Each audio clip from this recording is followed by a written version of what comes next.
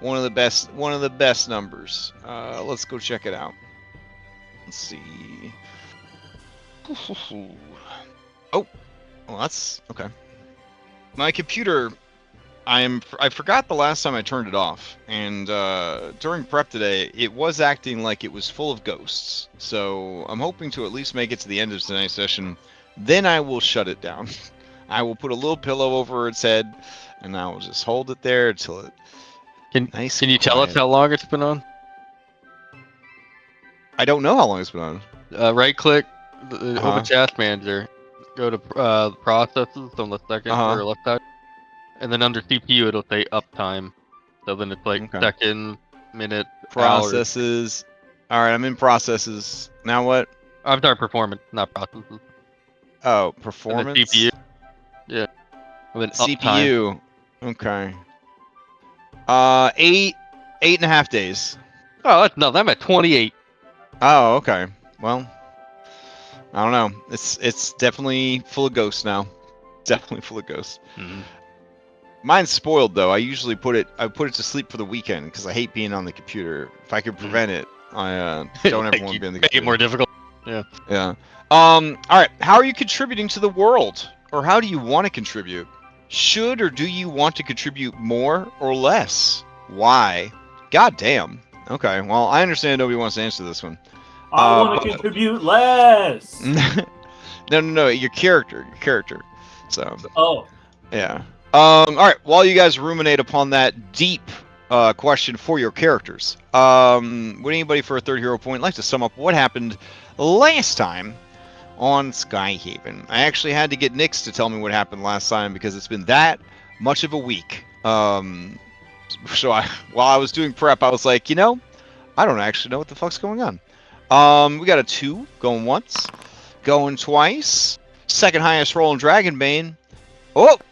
All right, we got a 15 going once, going twice.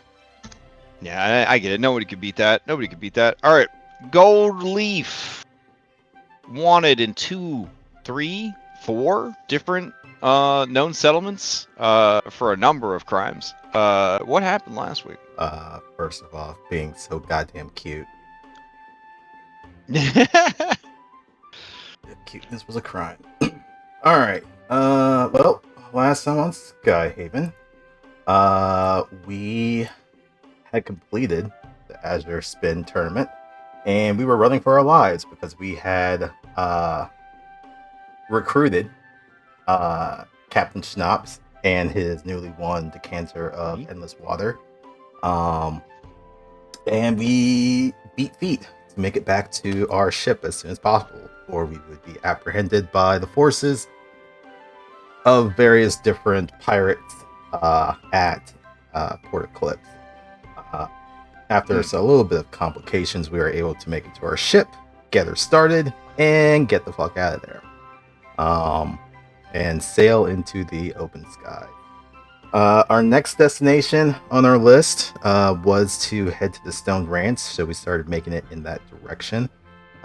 Just being wary of who may have tried to pursue us, but we didn't see anyone, so for now we think we're in the clear.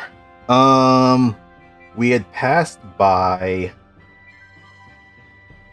a settlement that I think it was called Ragpicker's Drift, a shanty town from people who are associated with Port Eclipse, but not the whole political bullshit that's happening there.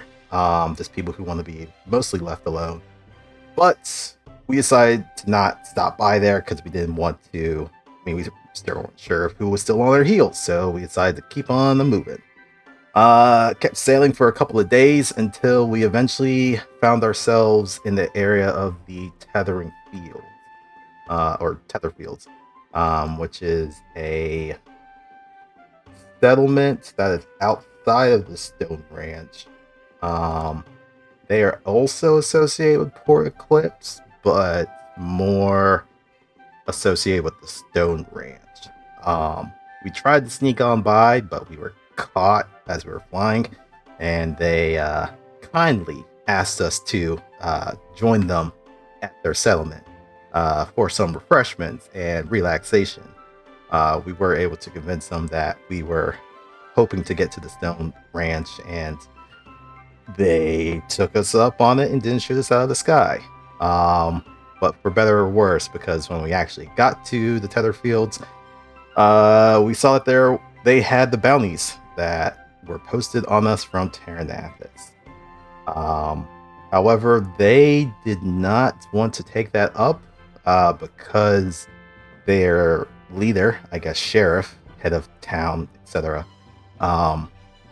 Marotine, a Minotaur, had heard of our exploits in saving the Minotaur children back on Terranathus, and decided that we were relatively good people, so he didn't want to turn us in. So path deeds have been good for us. Though there was one thing that Goldleaf had noticed. Apparently there's a second bounty on him from Alankalara that he does not remember whatsoever. And he blacked out when he was trying to figure out what was going on. But until then, the team decided to take them up on the relaxation. So I think Jade, Songbow, and Cloudhoof went into town, while Isaac, Loritz, and Goldleaf were back on the ship. And I think we stopped with the group that was in town, having done their carousal.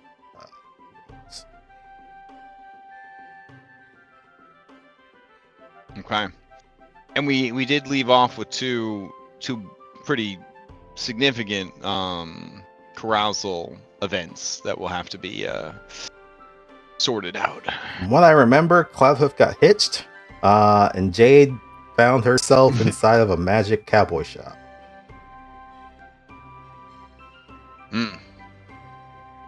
All right.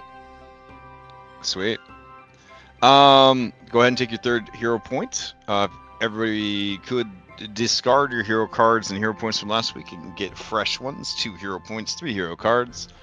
If anybody would like a D3 that they could add to any D20 roll after the fact, please go ahead and roll D20 to chat and answer that very complicated, very emotional Factspiration question. We got 12 from Isaac. Going once. Going twice. All right, sold to Isaac for 12. 12 numbers. Well, I have contributed a dangerous weapon and chemical. I would like, and now I'm contributing to a realm of piracy where we kidnap people at random and play in children's board top tournaments. I would like to stop doing that, and I would like to fix the mistakes that I've made. That's nice. Wow. You never stop in Beyblade. It's not that I want to stop Beyblade. I just think there are more important things. I don't know. You sound pretty anti Beyblade. I'm just saying. It sounds a little anti Beyblade, but Isaac's okay. coming to new clarity since he's been off the med. Apparently. They aren't medicine. They're hard drugs. I was explaining to Basil, I was like, you know how in Baldur's Gate 3, all the characters were like level 15 plus, like badasses, but they got de-leveled for video game plot reasons? I was like, that's Wes's character. He was this well-connected, powerful mover and shaker, and then he just let his whole fucking life fall apart. Oh, cocaine's one hell of a drug. Wet brain. Yeah. Thanks for James. Appreciate it. Because from everything that we've heard, you were like... Now I'm like in line to be you were like an honorary member of the Bastion Council and sitting on the Arcane Council of the university, which means that you were at some point an actual fucking wizard, and you have no magical ability anymore. So I'm this like and then he went Walter White. So can I ask what came first, the succubuses or the drugs? Probably the drugs, right? I feel like it had Yeah, to be probably the drugs. drugs. I Yeah. feel like Yeah. I think the succubus comes when drugs aren't enough. Do you know what I'm Yeah, saying? it's Like you Sure. need the drugs was the yeah, gateway. yeah, yeah. yeah. Usually that's how it is IRL. Yeah, it's drugs then whores. You know what I'm saying? So Mhm, yeah. yeah. Yeah. Okay. Suddenly we're all like, true. Oh, yeah, we know. We all know. We've all seen. Checks out. Checks out. Yeah.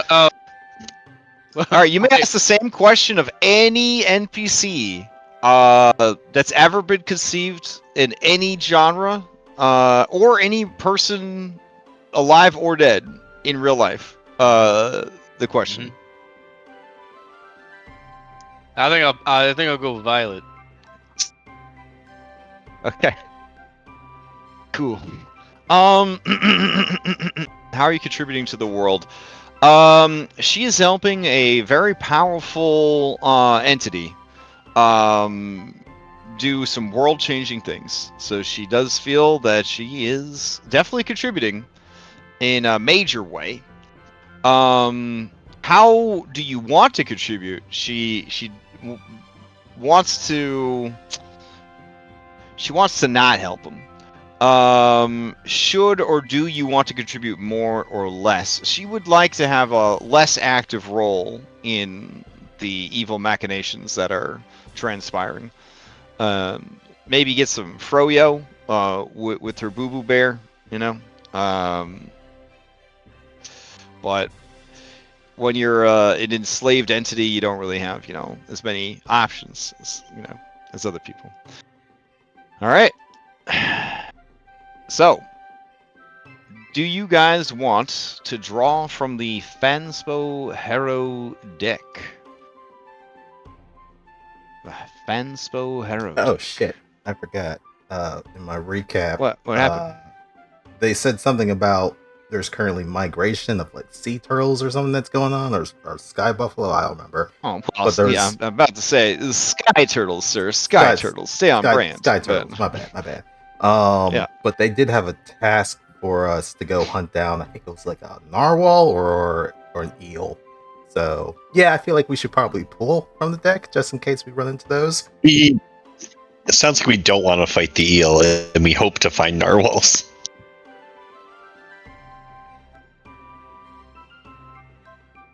All right. So then it sounds like Pull a card. Pulling a card. Okay. Let's see.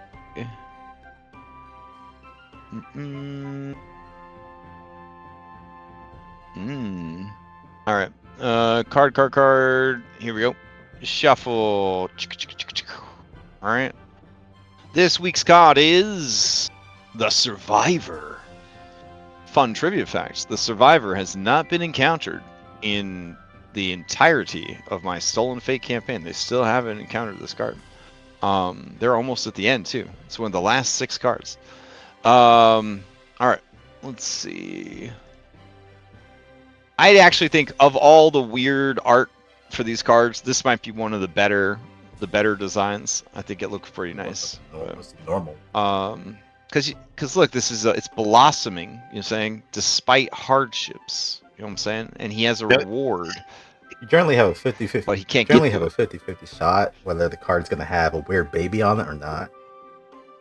Well, the baby's actually It's in inside the chest. Yeah, he locked that shit up. Or it's a Cabbage Patch Kid. It's a Cabbage Patch Kid. It's gonna burst out of this any second now. Don't know which of those lures I like better. The most important thing to note is this is from the shields, so everybody gets a bonus to their Constitution, which means a free hit points. The Survivor is neutral good, and that means you can cast a heal spell. It just keeps getting better and better. The meaning is rebirth and rediscovery, but when misaligned, it can mean tragic loss. Alright. So, looks like you guys still have your crown buffs. Get rid of those. Oh, these jabronis over here. Why are you guys split up like this? You think you got cooties or something? Like what's going on? But some people went carousal. Oh, that's why they're separate. So some people do have cooties now. All right. I want the roll. Okay, we go here and shields. All right, great. Okay, I guess we're ready to start. Let's see. We need some. What do we want to do first? New wife or cowboy wizard? Which scene do you guys want to do first? We don't have the poll mod anymore, so like you just have to shout them Sounds out. like someone said wife. New wife. Wife? All right, new You heard the wife. captain. All right, new wife. Got it. Okay, so we need different music. All right, where's that? Kenny G. Let's see. Kenny G. Bardcore Western Extended. It's got to exist.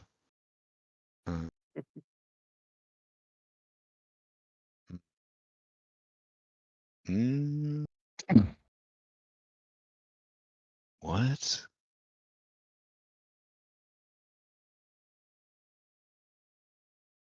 Oh wow. It's not what I was looking for, but it's still pretty interesting. Kenny G style seaside jazz for Pirate Town. Hell yeah.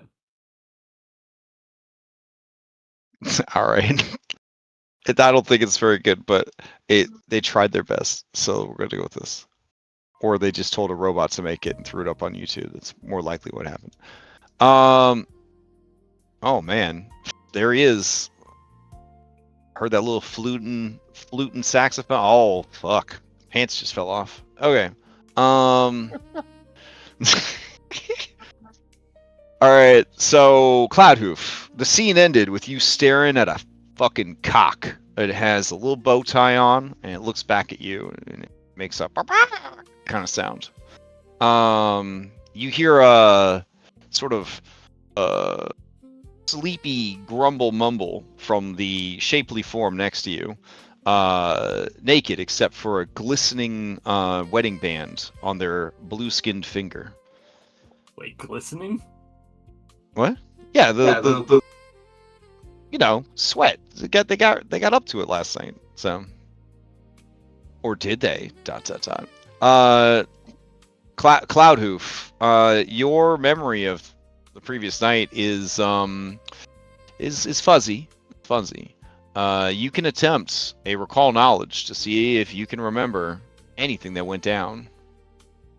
Okay. Would be a good thing. Okay.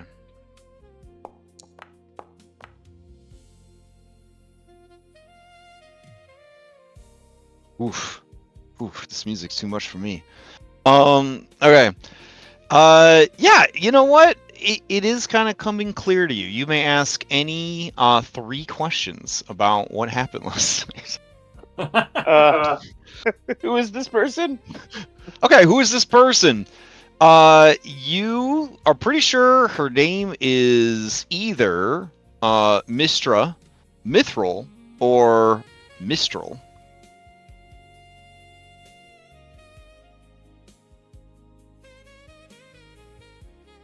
All right, you have 2 more questions.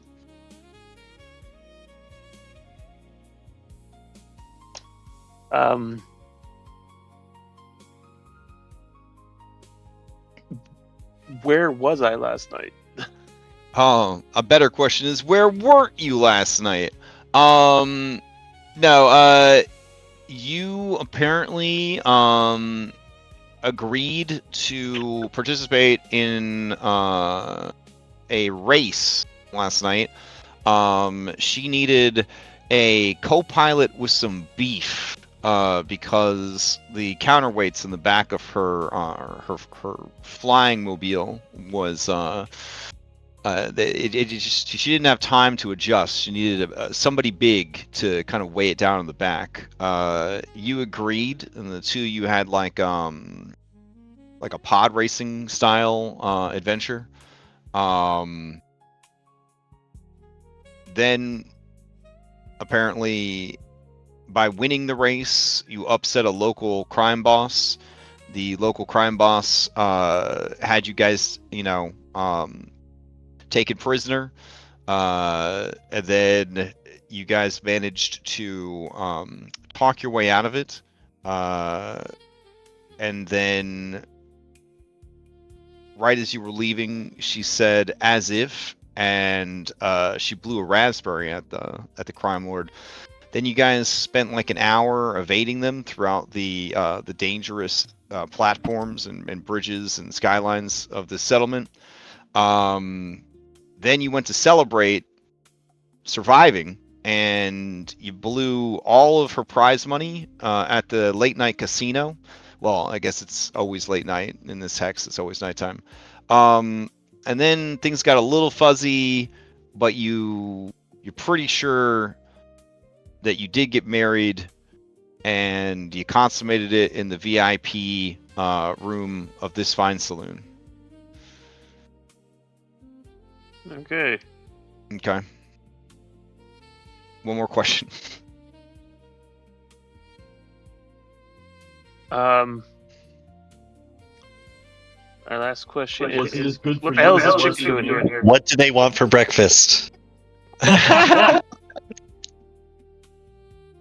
All right. So, why is the chicken here? Yeah. Okay.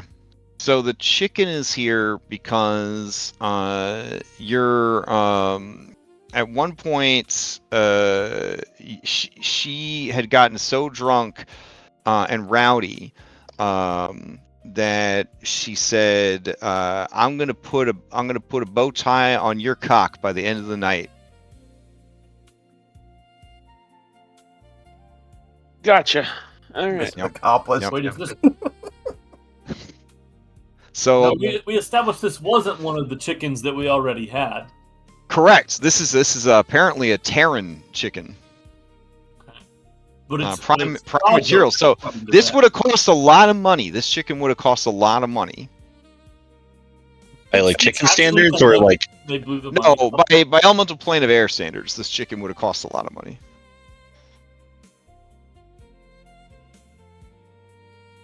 Exotic. Okay. All right, that's all you can Yeah, remember. that's my theory. Yep.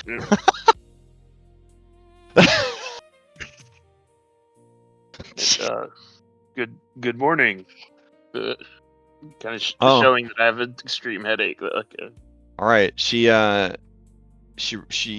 rolls over. Her eyes are beautiful, light green. She looks at you. Her hair poofs and then begins to flow magically, like yours does, as if there's a gentle breeze always in play. And then she looks at you and she says, "Well, good morning, husband of mine." Yeah. Things are still a little fuzzy.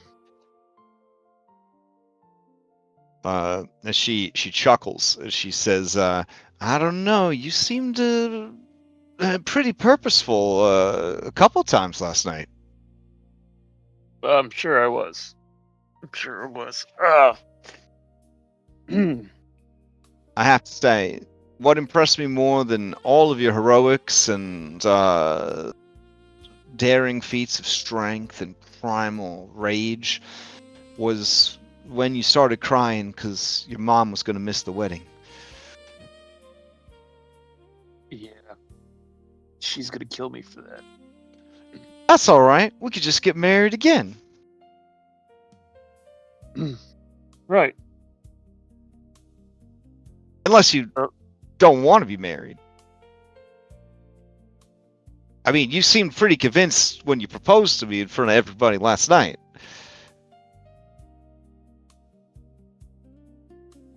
Things are starting to come back to me. Unfortunately, I just wish I was more cognizant of what had happened.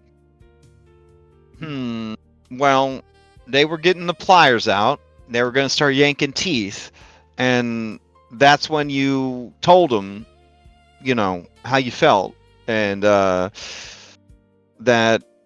the only reason you volunteered to help me with the race is because you had fallen so helplessly in love that you had no other choice. The words you said, they were poetry. The most beautiful things anyone's ever said about me.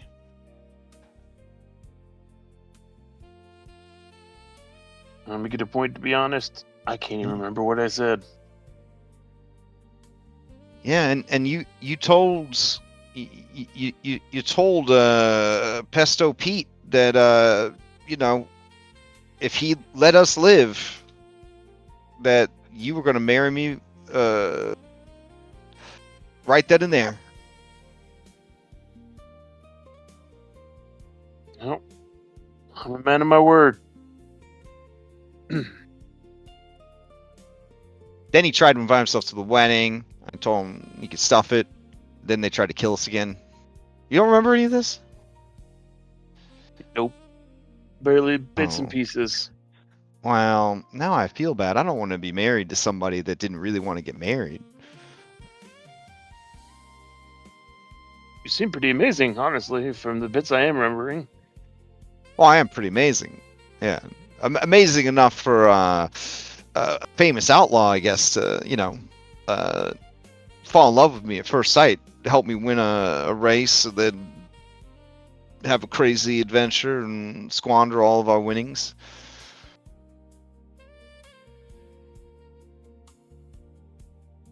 Well, I mean, I'd definitely love to hear you tell me exactly what happened, because that Why sounds don't we amazing. start over? You could call me Mistral. And, And she extends a hand to you. you know, chicken. And As I'm as you take her hand, you have like a Final Fantasy VII style, like Mako flashback to all the things that happened with that hand in the last 6 to 8 hours. But it's all like flashes, blurs, painful alcohol. But she says, "Why don't we rustle up some breakfast?" Sounds good. All right. So you've successfully navigated your marriage. Oh, it Okay. ain't over yet. Let me change- You just started the journey, sir. Isn't that all marriage is? One solid conversation? Like, is that you just That's let exactly it what run? happened to Haley and I. Like, Yeah. I mean, to listen to the boomers, you only had to have one good date, and then you were pretty much set for 50 years. So, right. Let's see. Or you found out she was pregnant, you were trapped for life. Oh. Well, back in the day, they didn't have good That's back in the day. forensics, That was. if you know what I mean. So it was, I guess it was for life, if you know what I mean. Anyways,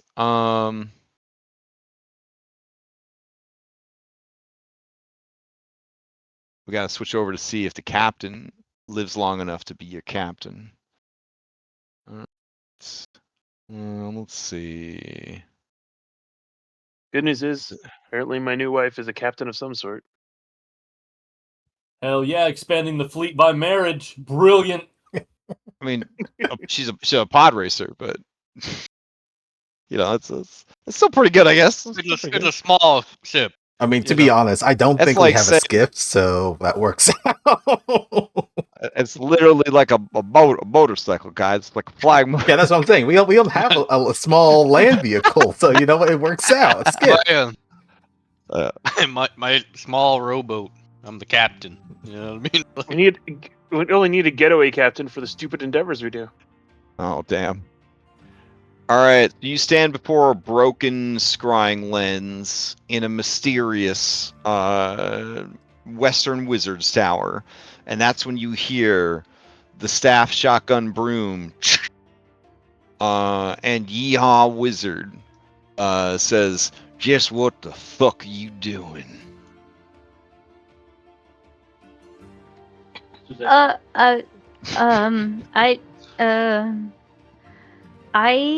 don't remember. You don't remember? Um, How'd no. you get to this tower? I got runes all over the place. I also don't remember. I do know that my head, it hurts. Very, very bad.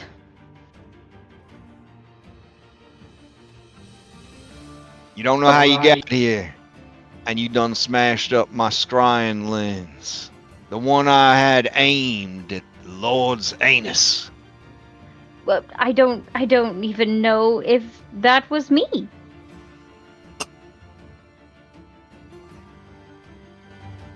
So you saying there's others around here? I His eyes start Don't darting know. left and right. All right, Jade, you may attempt a recall knowledge check to see if you recall anything about what happened. Okay. Jade, you may ask 2 questions about what happened last night. would do you know how I got in here? Oh, I mean, you're asking him the question from your recall knowledge? Or, I mean, you could ask me, the GM, 2 questions about what happened last night. Yeah. This Do is what you you know remember. how I got in here? Oh, 'Cause I you're know. asking me. You're asking me. Like, hey, do I know how you got in last night? Oh, okay, fair enough. Yeah, you thought this was the hotel.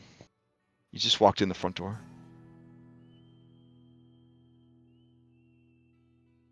All the traps are set up for medium, and they just went over her head. Funny story.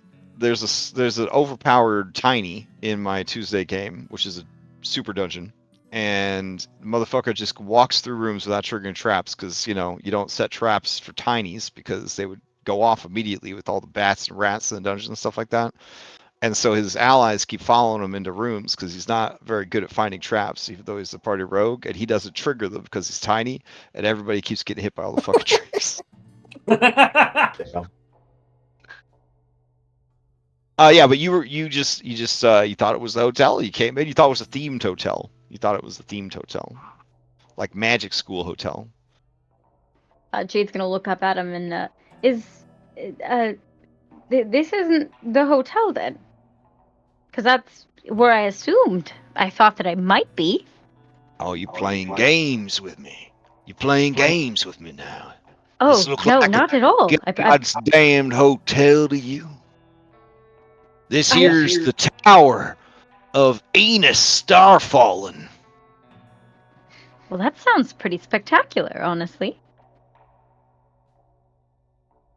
Yeah, it sure as fuck is. You have one more question you may ask about what happened last night. So this the globe, what the Scrying hell orb? is that thing called? Yeah. Yeah. Scrying orb? Did I break that? Yeah, you tried to use it to find your body, which you're still convinced exists. Oh yeah, that sounds like something Jade might try to do if she was plastered. Okay. He says, now I don't know if you're some kind of fangirl. Thought you could come in here and make off with my underoos. I'm gonna need you to turn out your pockets. That there crystal lens, the equivalent of, I don't know, 5,000 god crystals. I had it attuned to God's own anus.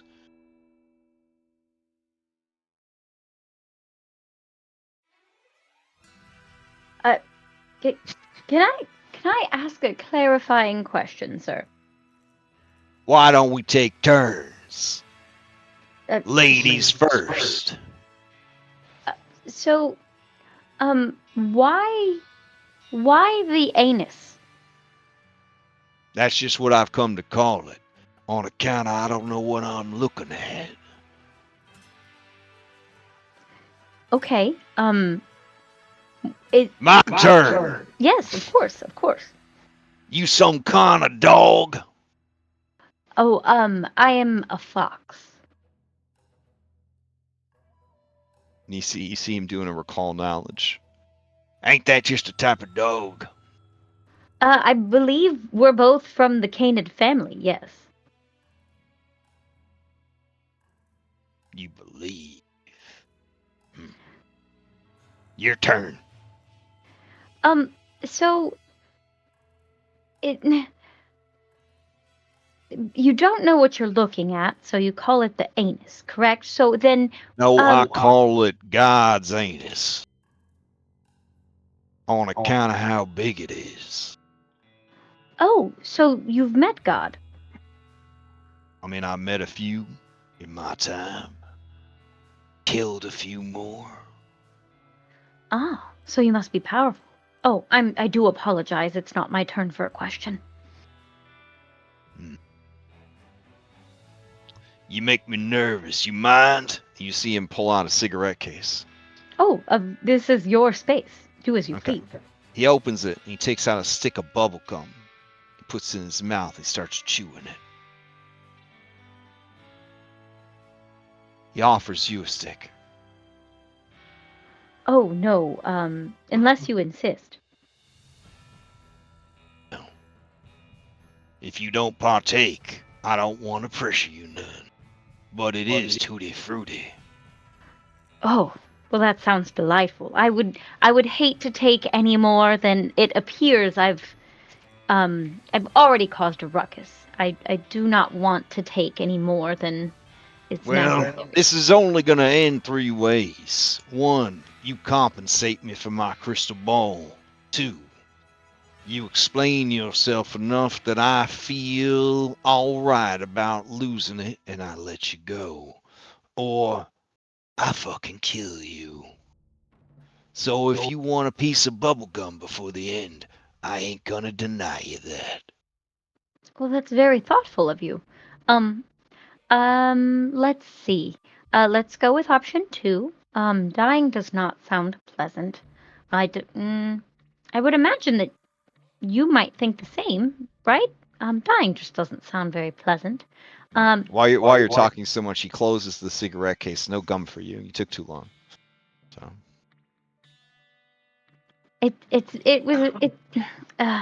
the night is very, very fuzzy. always night around here. That's what makes it so good for stargazing. Oh, no, I mean, my memories of the night.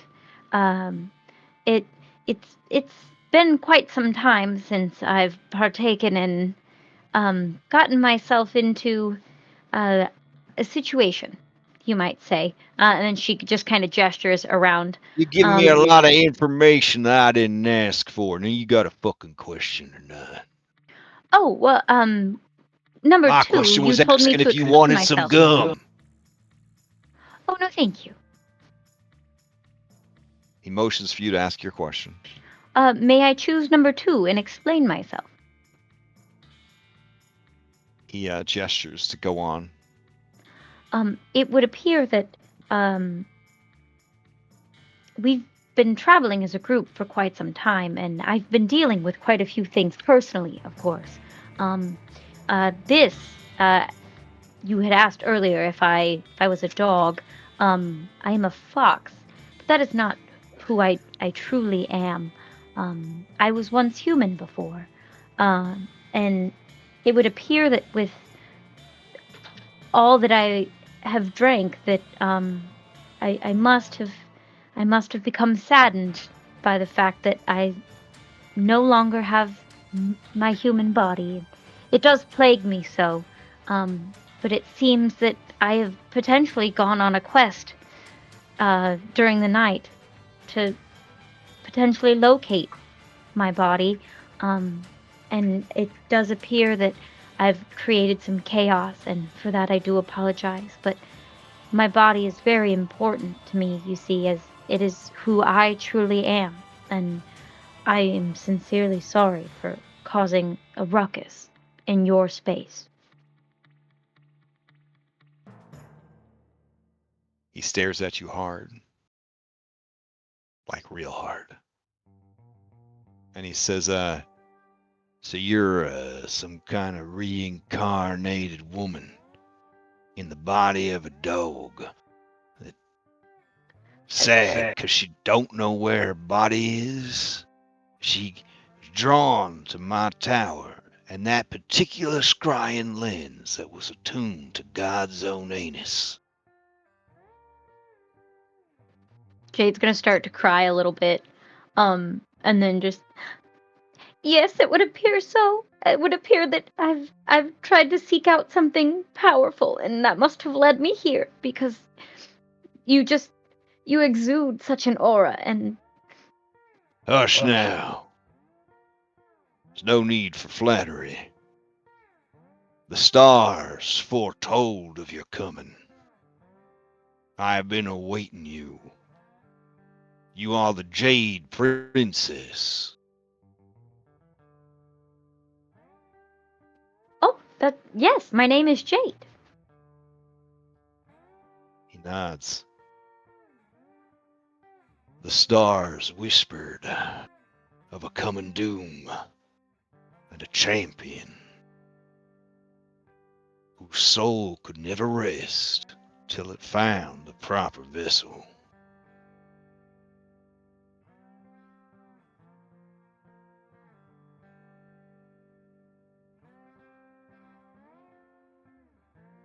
That's quite.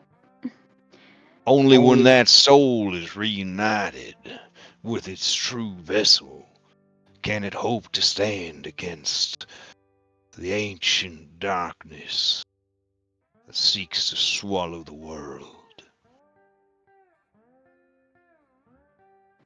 All of And this then just and then makes he me miss blows my he body blows a dearly. big bubble, and you're worried it might get stuck in his beard, but he's a fucking pro. It pops it goes right back in his mouth.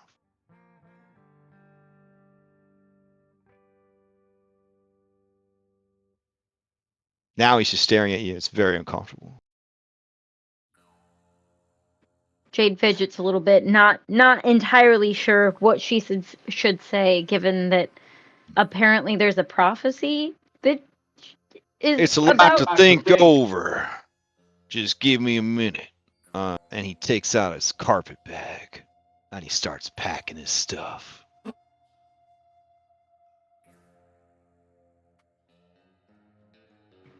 Is there anything I can help with in the meantime? I'm sorry for causing such a problem. Well, since you're asking, go ahead and get a dustpan and broom. Sweep up all the shards. Oh, of course, of course. There was magic in that crystal ball. Might be able to use and attune it to a replacement at some point. We're gonna need all the divination we can to help you find the Jade Temple. And what does the Jade Temple hold? It holds the body of the Jade Princess. My human body? You're I would certain? assume so. That's what the stars foretold.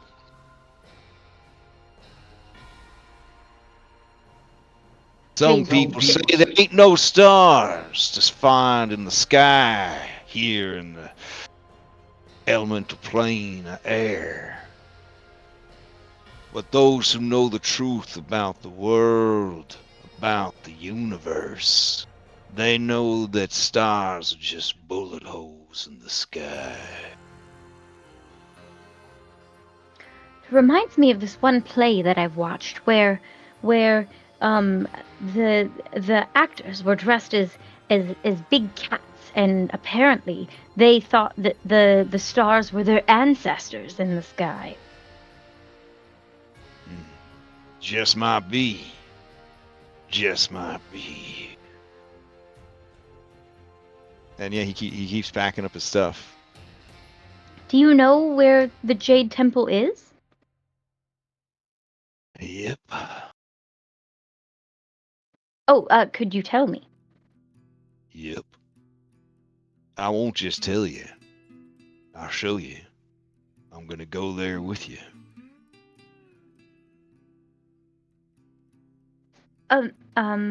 The When? temple's guarded by its denizen, an ancient dragon who collects empty bodies for its horde. A horde of empty bodies. How are we It to get dresses past them the up dragon? like little dollies and makes them have tea parties. Gods only know what he's done with yours. Maybe you got a tutu on. Right now.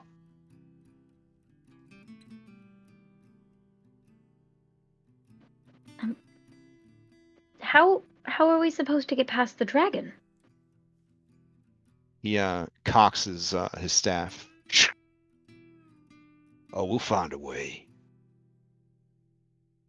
When do you plan on leaving for the Jade Temple? Today. Oh, that's very soon. Don't worry, miss. I'll pay the cost of a ship. Ooh, Oh, you don't worry about nothing. we have a ship. I'm How actually tempted Jade. fortuitous. The stars continue to align.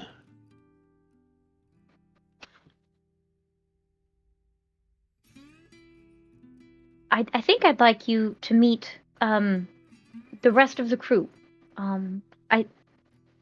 Would you be willing to do that? I'll do whatever it takes to see this prophecy fulfilled. Oh, how incredibly rude of me. What would you like me to call you? I have known many names over the centuries, but the name I like the most is Eunice. Eunice Starfallen. Could you spell that for me, please? Sure. Oh, so this is a real name? I had a friend in high school named Eunice. I mean, all names are real names. That's a shitty thing for me to say, but Not all of them. I just wanted to make sure you were saying Eunice and not anus. I thought no, he was saying anus. that's gross. I thought he was looking at the god's anus a fucking minute ago. Yeah. It's Eunice. No, it's Eunice. No, I that's think Eunice. It's No, Eunice. it's Eunice. That's how I pronounces it. It's definitely Eunice. This is some real, like, this is some real Who Framed Roger Rabbit energy right here. This shit, like, It's beautiful. anyways, it's pronounced Eunice. That's quite Eunice a is unique name. a girl's name. Here you go. Oh, of course. That's why you're called Eunice. I know I'm called Eunice because you asked what my name was, and I told you. You get to pick a name, but he picked for. Break it up. Well, I'd love for you to meet the rest of the crew, and then we could potentially discuss when we should go to the Jade Temple, because we do have quite pressing matters, but I don't... That surely there can't be nothing more pressing than saving all of reality from the darkness that hungers.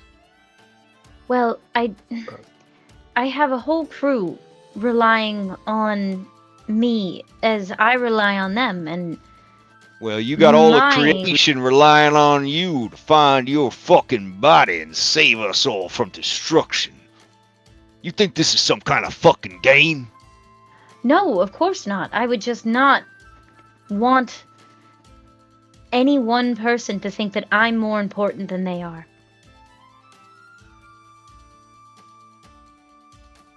See, it's your first prophecy. Don't worry. You'll either die or it'll grow on you.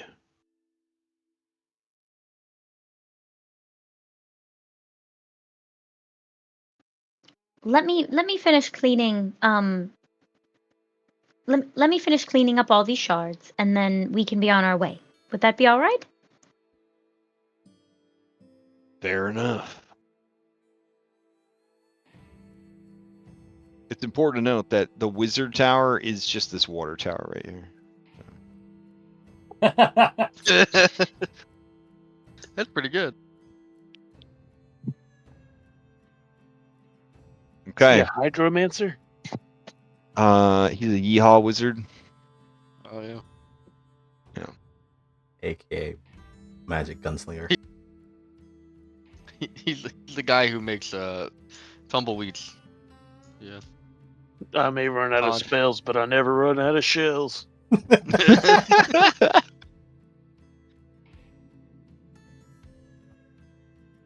Okay.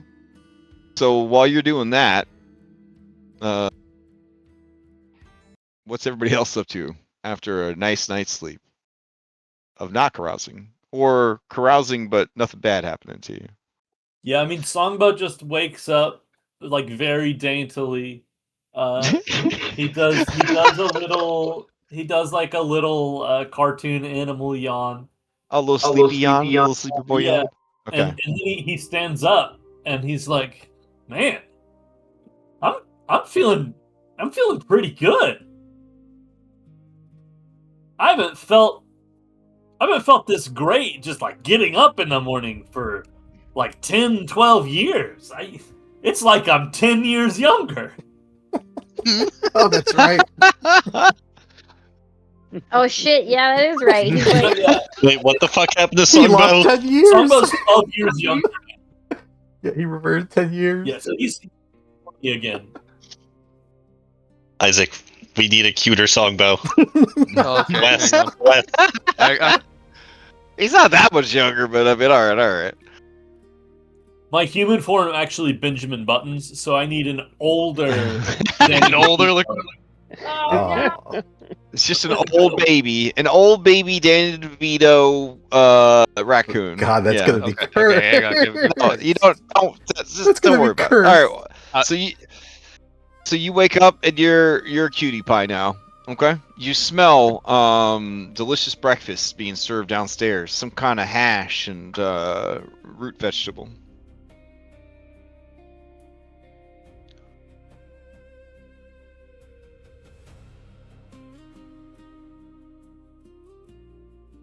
What about the rest of you? Did I get invited to Cloudhost's wedding? Or No, I don't think any of you did. damn, so rude. Yeah. Oh. It was a little rude. I'm just gonna be reading the newspaper. Okay. All right. So yeah, you're reading the newspaper. They have one that everybody gets a few minutes to read, and they have to pass it around because they don't have a fucking printing press. Well, they do. They just don't have an automatic printing press. They got the one where you gotta lay the blocks out. It's a lot of work. I think You do see that the Great Turtle Migration is occurring. People are very excited about it. So, I'm curious about these turtles.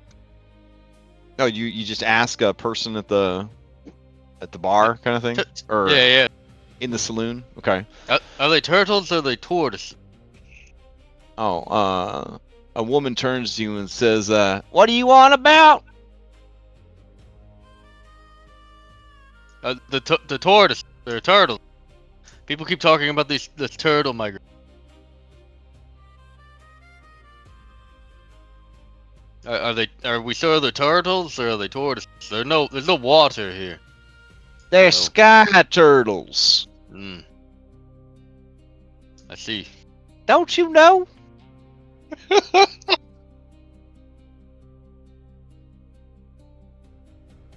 They come soaring past every now and again. What I guess they perceive is some kind of passage of time. They fly up and up and up into the sea of stars, vanish for a time, but they always come from the same direction, which ain't the same way they leave. I mean, couldn't they just circle around? I don't think that's that astonishing. That's probably what happens now that you mention it. They're probably going around in the sea of stars doing stuff. Then they come back down somewheres else where we don't see them, and they make their way back to us.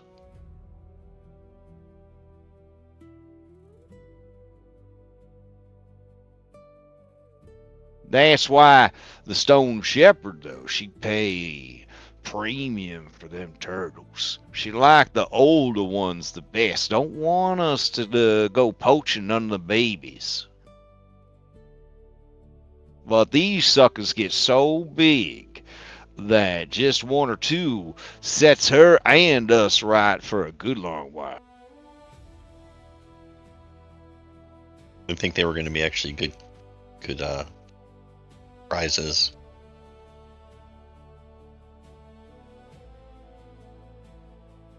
And then somebody else says, "Oh yeah, that's right. Sometimes there's people and creatures and such living on them turtles. They're like islands flying through the sky."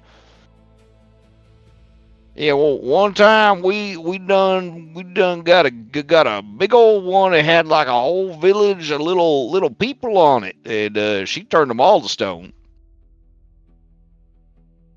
They were like little monkey men, little monkey tails, big old round monkey ears, wearing little robes and stuff like monks, monkeys, I guess.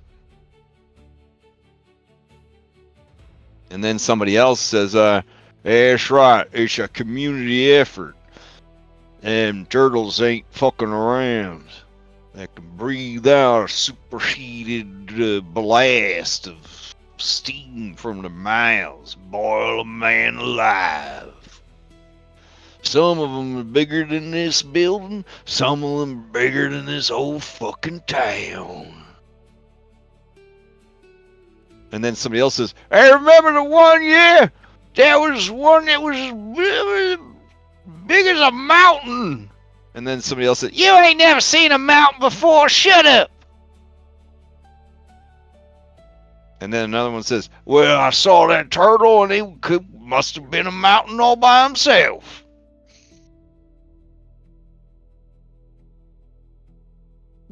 Interesting.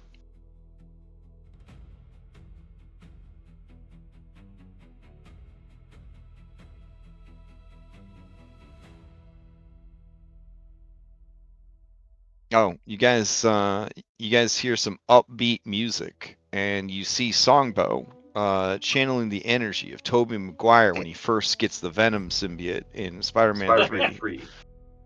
As he is shooting finger guns and sliding down banisters, and he's just got a pep in his step. And Isaac, you've seen it before. He's doing the cocaine. Not again. Longbow, no. No, it'll ruin your life. First it's this, and then it's the succubus. Are you saying succubuses are a drug? Don't you like? Drugs are a drug. Don't you like love that succubus or something? Look, she's different. There are other ones that aren't so Not my succubus. It's cute. different. It's sweet. She's different. Hashtag not like other succubus.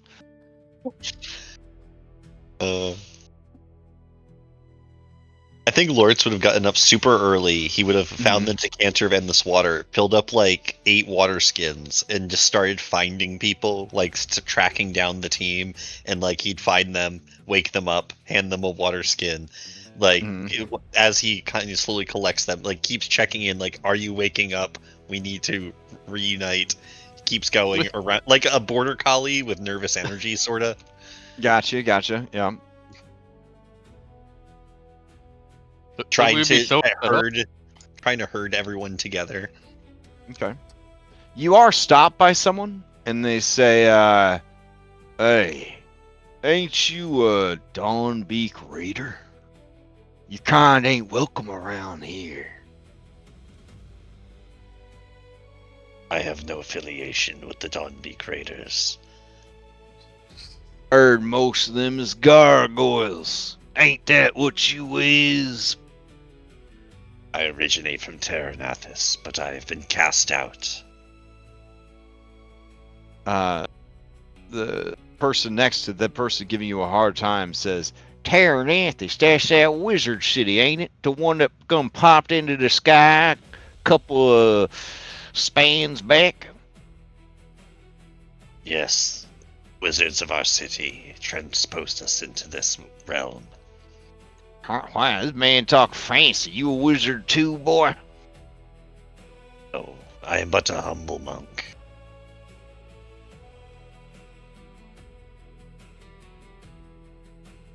Transpose is honestly probably too big of a word for Loritz. He's not a very bright man. The guy that originally gave you a hard time, he says, well, I guess it makes sense then if you from the Wizard City on account of the Dombeek Raiders hate the fucking Wizard City, so it wouldn't make sense for you to be both. Alright. Good enough for me. And they keep going. I'm glad that was good enough for him because, like, upon scrutiny, you would, if you searched him, you'd find a Dombeek Raider disguise, and that would be really hard to clear up. You might not believe this, but most people don't just randomly search other people. Oh, you're right. I'm sorry. Just being in America, I don't know. Whoa! Listen, we don't make it political on the server, so I need you to stop talking about basic human rights, okay? All right. Anyways, Have those here. Yeah. Anyways, so yeah, all right. You start rousing everybody. Gold Leaf, what's the rousal situation with you? So he was kind of in one of the cabin rooms in the corner, just kind of collapsed like a in their puppet. Just blank face, like he doesn't have the eye sockets at the moment. It's just a full, just wooden mask. But then I guess kind of when like morning rouses, he like starts to kind of like jerk around, and then there's some creaking and cracking as those eye sockets kind of form back onto the face. Where? And then he kind of looks around the room, realizes it's one of the cabins that's on the Skyhaven. Okay, I guess we're not arrested. Oh, gets up, kind of gets onto the deck and takes a stock of the situation. See who's on the ship. Oh yeah, I mean your B team definitely went ashore and had a good time, but the people that you left behind on the ship were still there.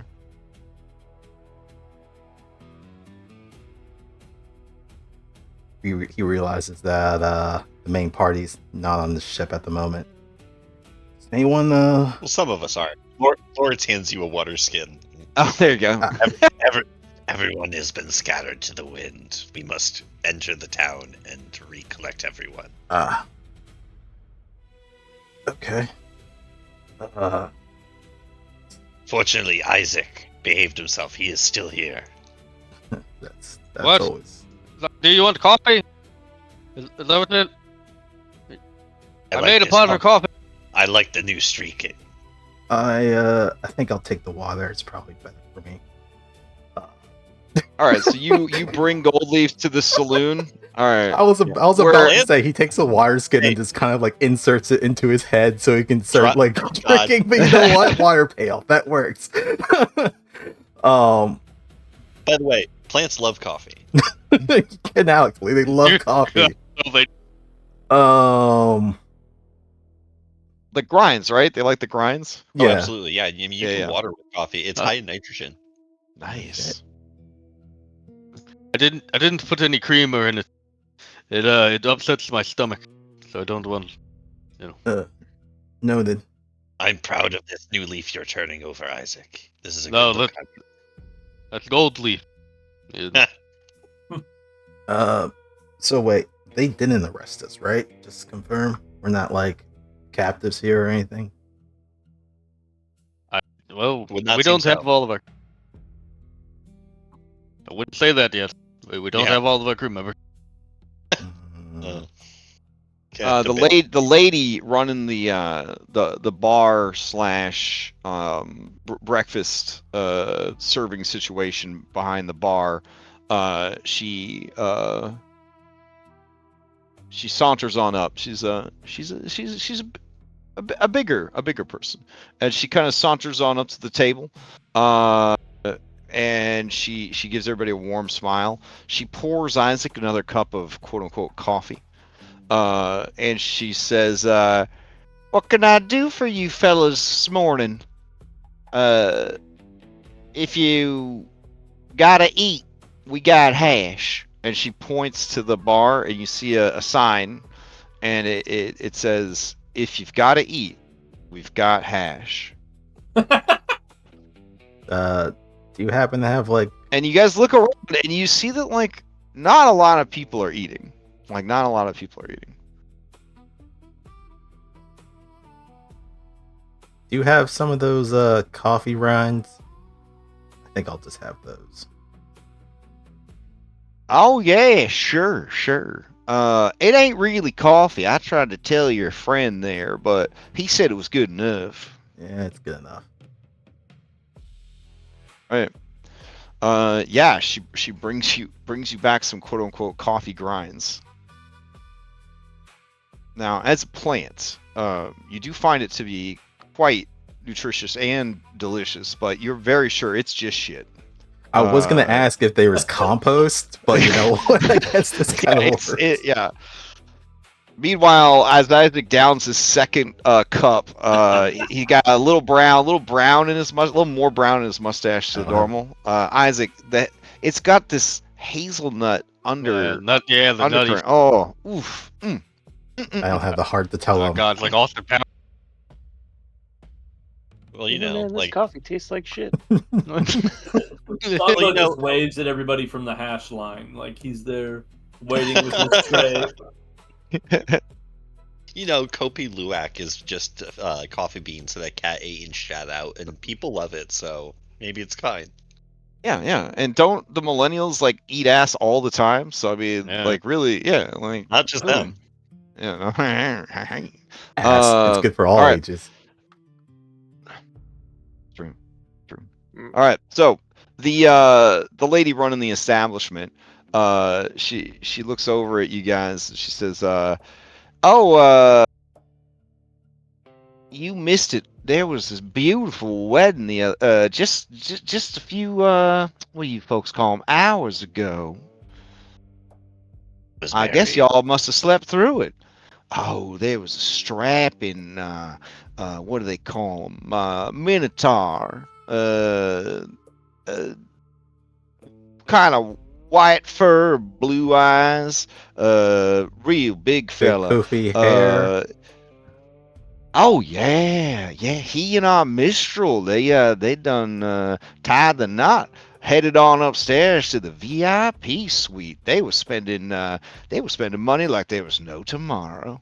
It was a real fine time for everybody. When They the paid camera for pans everybody's drinks, everybody's food. They even bought my chicken.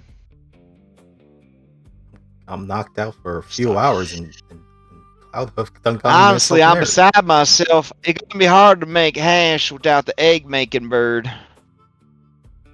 You can make But they made me such a sweet offer, I had to take it. Apparently, they had some kind of bet about putting a bow tie on it. That's adorable. By the time know. the camera pans back, Lawrence has left the crowd and he's already like at the door of the wedding suite with the Nice. water skin in hand. Not Ma'am, how about we compensate you a little bit with some sky eggs? Would that be all right? I suppose only people that really need food are travelers anyways, so everybody else just eating for fun. That's what made the egg-laying bird so nice. It had such a different taste than the normal bird eggs. What do they mean everyone's eating for fun? Okay, that's a red flag. Holy shit. What are you talking? Eggs? We got I we mean, got some sky you chicken. guys can make recall knowledge checks if you'd like.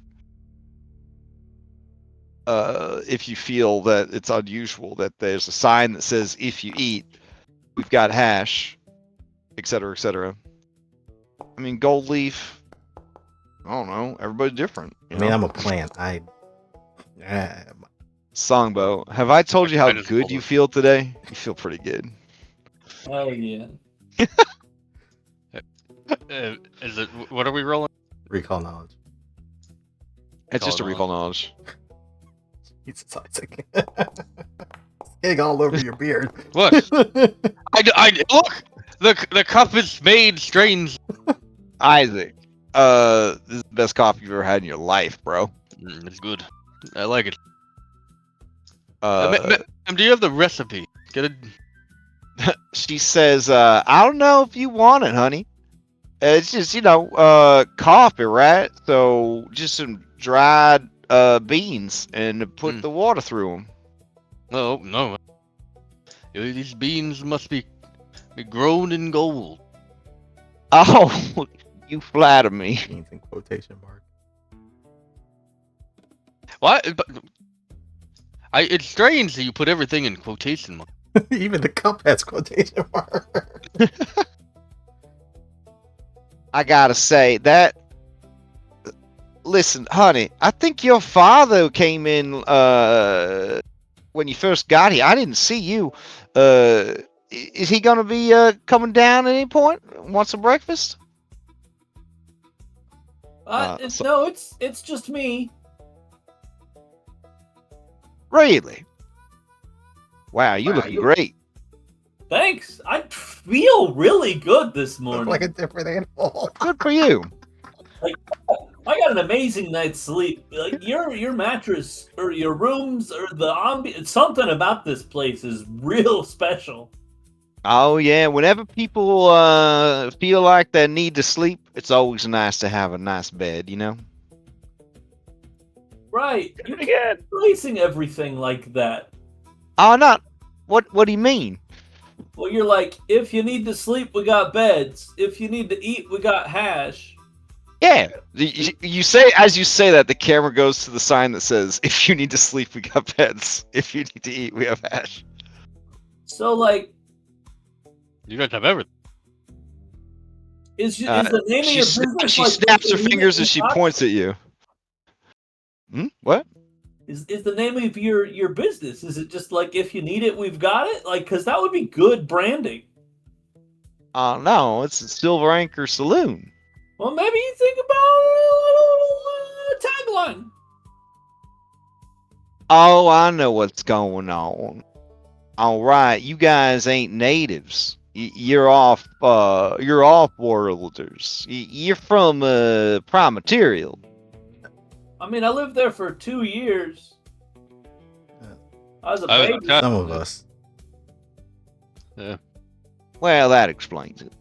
Nothing to be ashamed of. I love making food, drinks and stuff. So it's always nice to have people that appreciate them. Songo, you have to try this coffee. I don't feel like I need coffee today. A nearby person says, "Hey, don't let her make you feel bad. Everybody like to get some food and drink and sleep. Nothing wrong with that. Nothing wrong with that at all. Don't let nobody tell you you're lazy just because you like going to sleep." Oh, that's weird because that sign said, "If you want to be lazy, we can let you be lazy." He looks over at it and he says, "Damn, when did you add that one?" And she says, "Wouldn't you like to know?"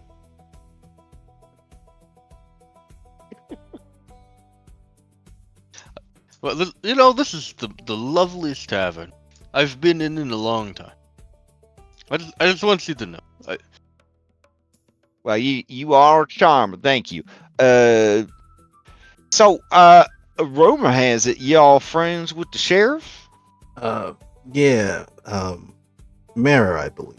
We spoke with them yesterday. Right. Yeah, he'd have been a big show tearing up your wanted posters. Did you tear up all of them? Yeah, most of them. Yeah, the ones from Terranathus. He said that you was good folks. You looking out for his people Gotcha. when nobody else would. That's awful kind of you. Yeah, we like to work with the Minotaur folk when we can. Where would we find Marrow this time of the morning?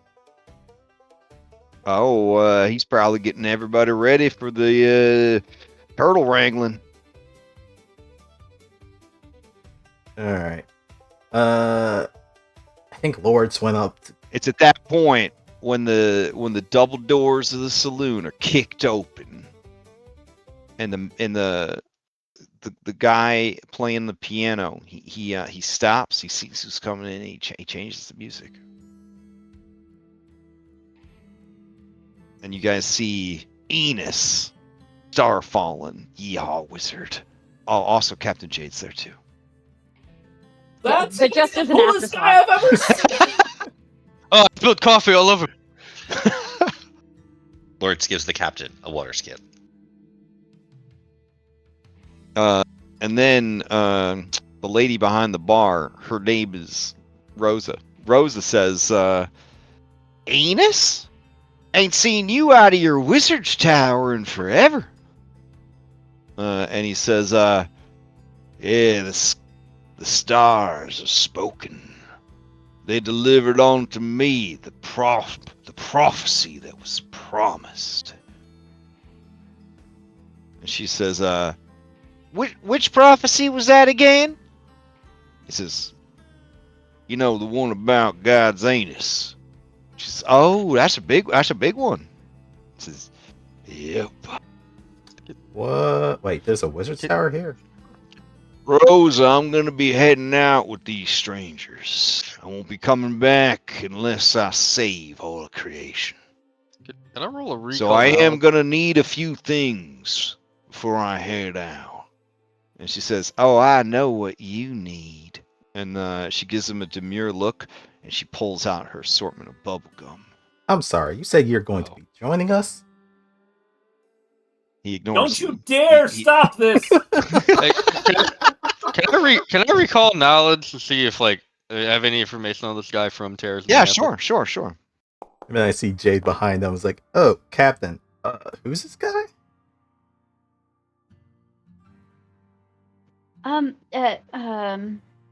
His name is Eunice. And Eunice? he Oh, Eunice. Eunice. It's a man's name. And he said that if we go to the Jade Temple, my body might be there. It's some sort of prophecy, apparently. He could definitely explain it better than I could, because if we're being honest, I'm not quite sure I understood myself. And then Jade kind of leans back after whispering to Golmy. Prophecy. Where is Jody, by the way? Oh, you've heard of this guy, Isaac. Mhm. You've heard of this guy. You remember Valen Duskwatcher? Famed astronomer? Sorry, astrologer? Mhm. Yeah. This guy wrote a lot of the books that were in this guy's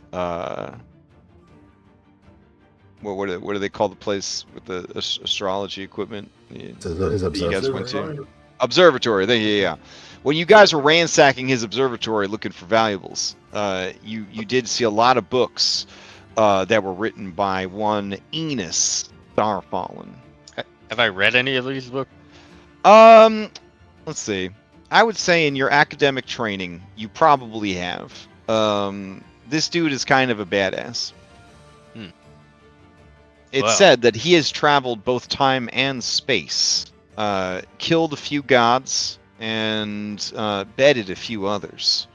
It's also said that he fell into a sun, only to be reborn from his own ashes. Do I believe any of it? That's up to you. That's up to you. Mhm. So this guy's a level 20 wizard. Okay, gotcha. Yeah, so he's a legendary wizard. Why does he want to help us? Because When you say that, a person at a nearby table, he's smoking a big fat cigar for his breakfast, and he leans in and he says, Eunice ain't nothing but a crazy old coot. no, His wizard tower is just a decommissioned water tower, and he just up there all day making up prophecies about nonsense and stuff that don't exist. I mean, he's a published wizard. I don't know what has to do with being public. Everybody knows about him. Wait, was it peer reviewed though? Was the peer review? Where his works perfect? Yeah, no, he's considered an considered he's an expert on time and space magic. Yeah, no, he's legit. I mean, hell, he might be the most powerful wizard I've ever seen. Yeah. Matt Mercer, ever think he learned about dudomancy or dudomancy or whatever? He learned from this guy. Well, this guy in like Brazilian part. Like, Okay. Yeah. do you think it's a trick? In West, I mean, Rosa could get it. You know what I'm saying? My Okay. only regret is the name of the saloon is incorrect in the back. We could fix that. Don't worry, we'll fix it in post. Okay. Sorry, I'm mistaken. You said your name was Eunice? He's still flicking out bubblegum. One thing at a time, guys. One thing at a time. Gold leaf away. Okay. You see, at a certain You level hear of him. intelligence- You hear him whisper into his beard. Is all the fruit stripe you got? She says, "I'm sorry, it's hard to come by these days." He says, "What about the juicy fruit?" She says, "I might have some in the back." It doesn't last long enough. Right. Once his purchases are complete, he turns back around. He says, "Captain Jade, I got everything I need. I suppose it's time we mosey on out. Destiny's waiting.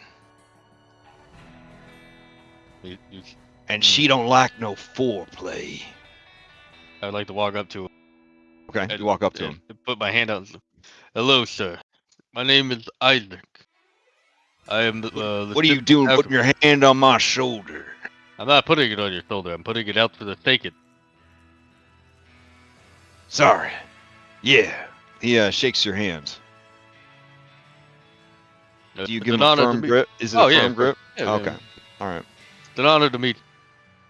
Well, it's good to see some of the humans still got some manners.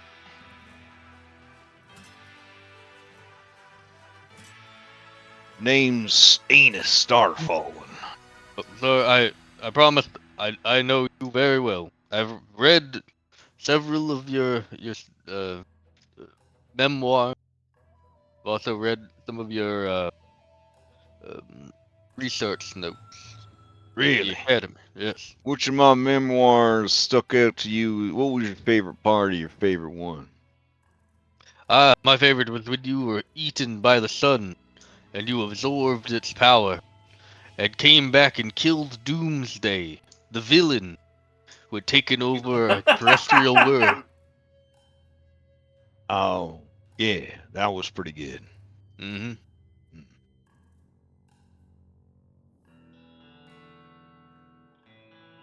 Goldie's gonna lean over Well to then, Jade. I'm glad you're not just blowing smoke. If you're gonna blow anything, it should be cocks or bubblegum.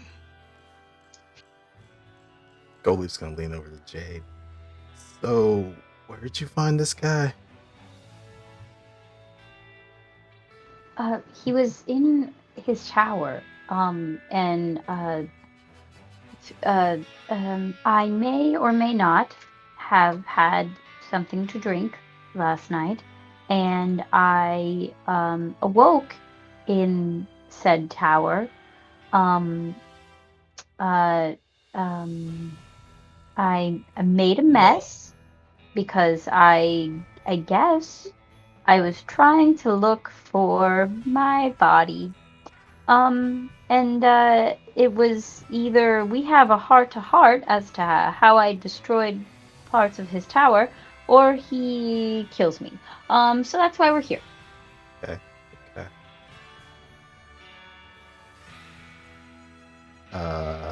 And then he started He- spouting off he- about prophecy. Yes. Once I told him why I was there, or what I could remember, I broke his scrying crystal because I was trying to locate my body. He started talking about the Jade Temple, and that it's guarded by a dragon who should have my body? Question mark. So he believes that we need to go there, and we need to complete this prophecy.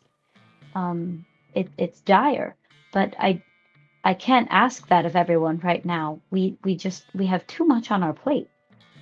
Yeah. DM, does this sound familiar to Loritz?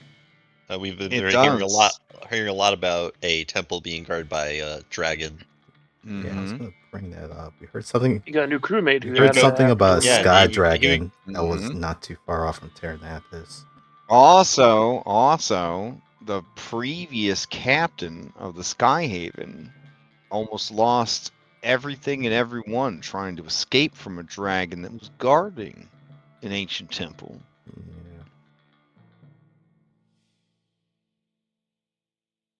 It's probably I- because of the ancient temple.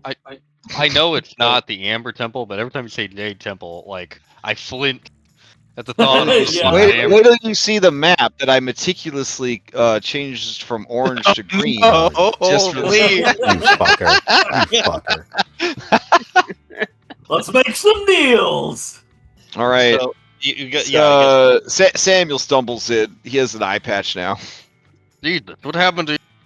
He's being supported by Bubbles. And then following behind them, leaking rainbows out of all orifices, is Puck. The three of them collapse at a table. It's good to see you guys. You look great. The three of them Lord. glare at you. Loritz passes out water skins. Pirate Bubbles begins signing frantically. I did not murder him. Over and over again. Why is Bubbles waving his hands in the air like that? He's not saying that I did not murder him. Stop saying I did that. Okay. Stop it. I did not murder Okay, him. correction. Why is he... What is that, sign language? Why is he signing I did not murder him? I guess because I did not murder the... Puck says, buddy, nobody's saying you. And he just vomits out like a frog.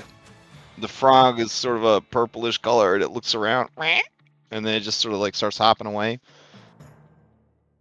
One of the nearby cowboys just steps on it with his boot, kills it. What? Puck says, I don't feel so good. I'll take a look at him.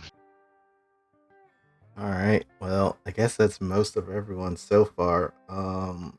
We heard that Cloudhoof got hitched. Yeah, so upstairs, Cloudhoof, there's a knock on your door. A gravelly voice says, Are you awake? Are you ready to reunite with the crew? Cloudhoof. Yeah. Cloudhoof. yeah, a woman Cloudhoof. opens the door. She is beautiful, vibrant, full of energy, and half dressed. She says, "Oh, who are you?" Loritz meets only her eye and just, I am Loritz. If you are now part of the crew of the Skyhaven, I will protect you to my last breath. Cloudhoof, it is time we must reunite with the rest of the crew. Oh, I don't know, husband. Am I part of the crew? Oh, it's already started.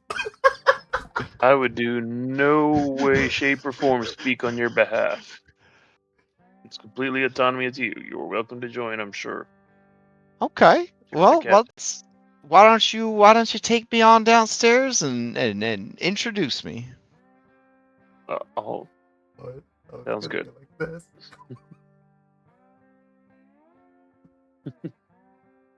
and I'll do the gentlemanly thing off from my arm and head on out. It's kind of like meeting your parent. Yeah.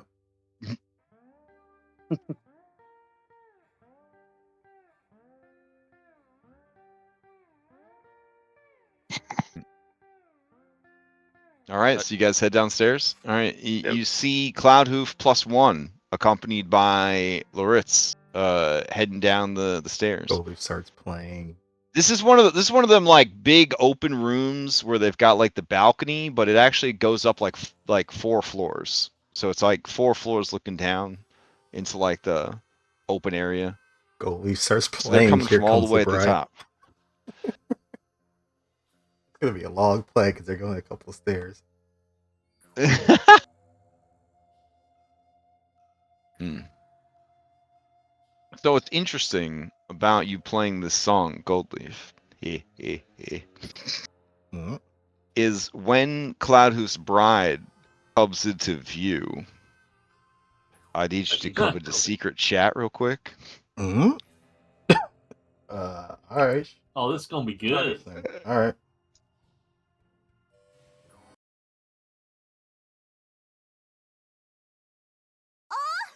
right. So What the fuck I gonna do now? you recognize this woman. Okay. This is Mistral. She was a slave in the house of the Jathum that you stayed with. Oh. Not like. Okay. Some kind. Because I know sometimes they may have like offspring or stuff like that. Offspring. Mhm. She wasn't one. She was more of just a slave. Well, this like the genies are very into slavery. Like all the genies, even the quote unquote good genies, are kind of into it. They're kind of into it. But they call it like indentured servitude or whatever. But the Jathum are outside of the alignment spectrum essentially. So yeah. No, she was definitely like owned by the household kind of thing. She was a master smith, like metalsmith. I'm trying to remember. Was the one that? Well, now I'm kind of trying to remember my own shit. The one that I associated with, were they kind of more on the nicer spectrum of this, or because now I'm thinking because he was revealed to have been part of the menagerie, so something definitely fucking went wrong. Mm-hmm. Does he remember like she was treated well when she was part of this house? So that was the thing. Everybody was treated well until they weren't. Huh. Okay. Hmm. All right. Yeah. So you served as a diplomat in this Jathum Shiuk's court, Mm. right?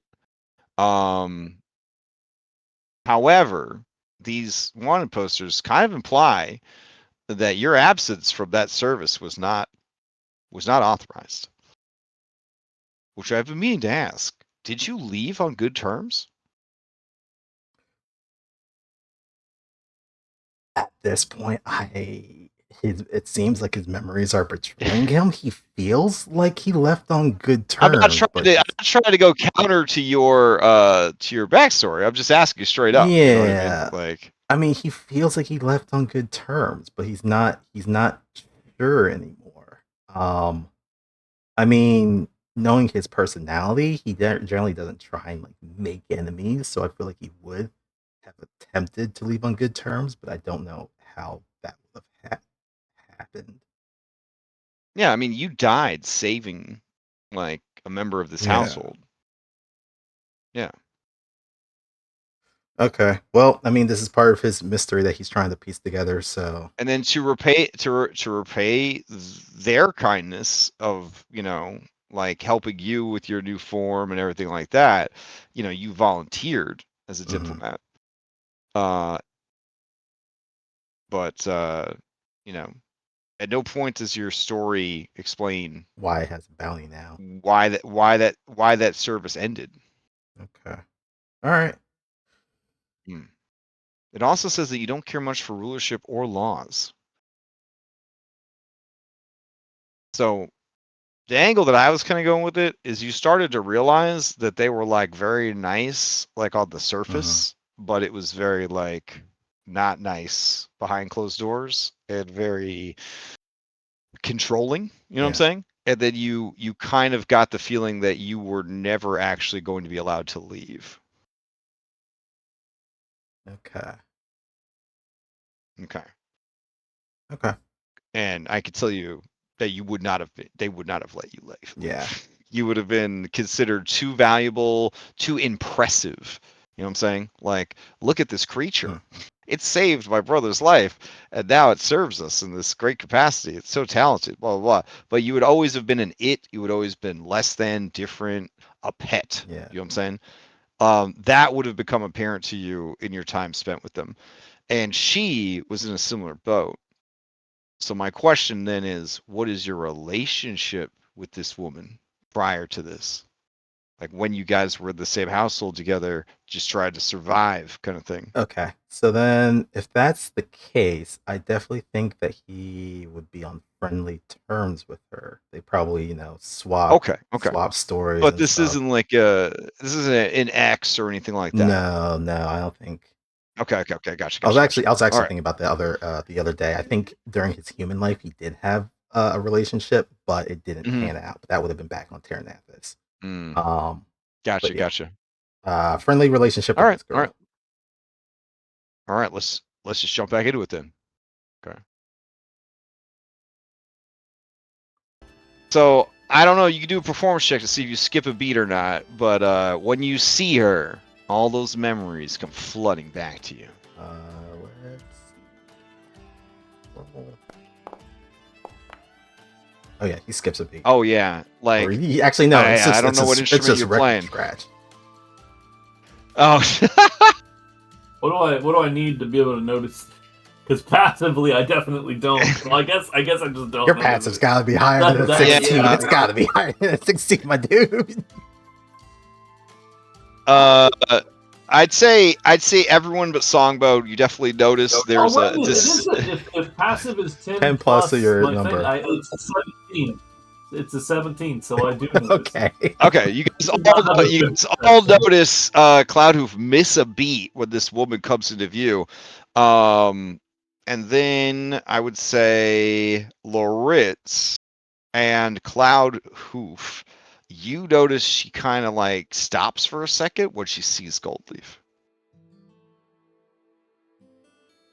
But then she just keeps going. No, I don't think you can have a crush on this one, Goldleaf. I'm pretty sure she's taken. That was sort of the whole thing. Yeah. I must be slipping. All right, Cloudhoof. As you start heading down the stairs, you see your allies in various states of disarray. Also, on the second floor landing, you see Nazuki Pon and Jody come out of a room. They both look well rested. Gotcha. Nazuki Pon pats their coin purse like it was a good night. Okay. All right, so Mistral whispers to you, I didn't know that there were so many people on your crew. Yep, Natural Ones is building quite a following. Oh, be careful. Eunice is down there. That guy's fucking crazy. Well, that means he probably fits in with the rest of the crew. He thinks he's a wizard. Everybody in town just plays along. Wes, it's happening again. Oh yeah, we're all being tricked. We have been looking for a ship wizard. Oh no! It begins again. Did you make this fucking game? Did you make it? Tell me if you... So Dust, who's been there the whole time, he says, morning, Cloudhoof. You gonna introduce us to your friend? Yes, everyone, this is Mistra. Mistress is everyone. This is She does With her like a captain's faux shade? faux curtsy with her Smith apron to everybody. As you So introducing Captain everybody, she Jade? looks at her. She nods to you. Hello. Our resident physician / alchemist, Isaac. Hey. Songbo, he's a tad special. Thanks. So, I noticed the apron. Are you a tinkerer? She says, yes, I am. We're gonna talk later. We're gonna talk a lot later. Okay. Not like a lot later, but later we're going to talk, and the amount of talking we're going to do is a lot. He has a problem with stopping talking. Excellent. You met Loritz? He runs up and he hugs you. Boulder, and you read the subtitles. Well, actually, you speak his language. He's like, buddy, what the fuck? You just disappeared, and then I find out you got married? I don't even know what that means. I thought you were dead. This is Gravel. Oh, he's very cute. He's one of my 2 elemental companions. The other one being a salamander. Ooh, her eyes narrow, and she says, companions. As in combatants. Fellow combatants. Are they your slaves? No. In fact, I freed my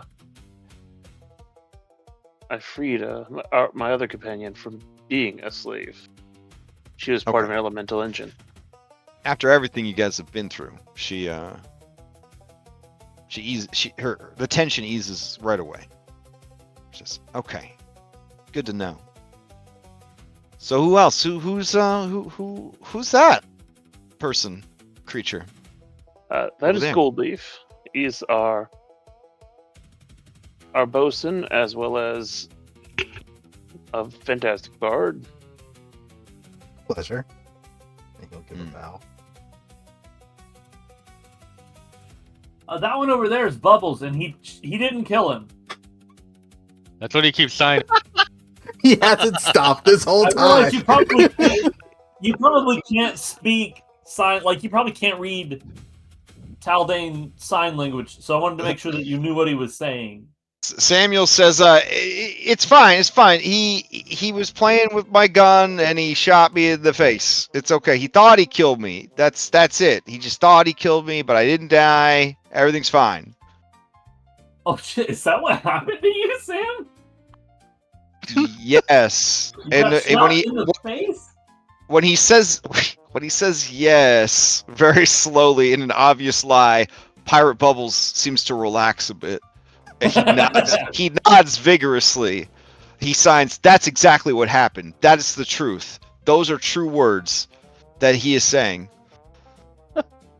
Songbo relays that to everyone that doesn't understand sign language. I'm gonna sign liar. Right, back to him. His eyes go wide. He signs to you, "Please, Isaac. I just shake my head. I'm too pretty to go back to jail." Songbo is still interpreting. Whoa, that Last time I was in jail, Say out they loud kept, for everyone. last time I was in jail, they kept squeezing my boobs. okay, that's right. Yeah, equal opportunity prison. Okay, they weren't just squeezing one set of tits; they were squeezing them all. But he was kidnapped, Yeah, he right? was kidnapped by the Ask Dombey Jody. Raiders. Even but squeezed. Jody don't even have tits; they were squeezing her tits. Okay, this is terrible he treatment. was kidnapped by the Downbeak Raiders, but I don't think he ever I don't think he ever said anything about how his time was there. So What? this new That's not true. None of us speak fucking Yeah. sign language, so we wouldn't know. Yeah, so this is the first time we learned that he was being massaged. So you work your way through all the introductions. NPCs, yeah. Yeah. Okay. I would say Loritz and Cloudhoof, you guys know that Goldleaf and Mistral definitely know each other previously. Like you pick up on the subtleties of it.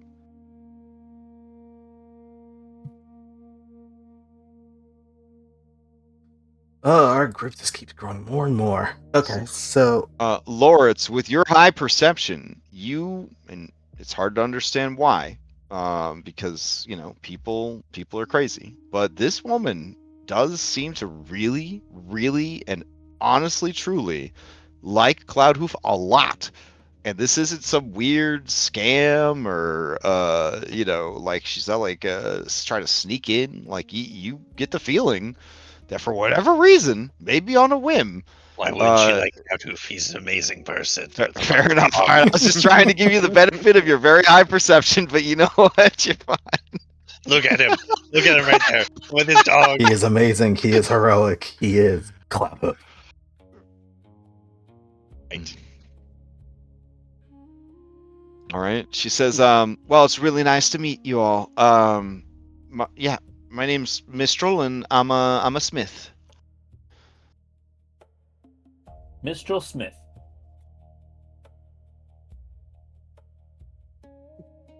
The irony that I don't actually use weapons or armor. Rosa says, yeah, I'm Mistral. She always fixing everything up, repairing stuff, inventing stuff. Just a little while ago, you won that race. Them contraptions y'all been working on to replace the horses. And she says, oh, Rosa, we're not going to replace the horses. It's just a different type of way to get around. Nothing could ever replace the horses. So I don't know. I saw those things zooming around. I just feel like a lot of the horses got a little nervous. What were you working on, if I may ask? Oh, she says, I called a crotch rocket. It's a rocket you put. Yep, between your crotch. Yep, I got it. Yeah, between your legs, and then you fly around on it. It's very dangerous, though.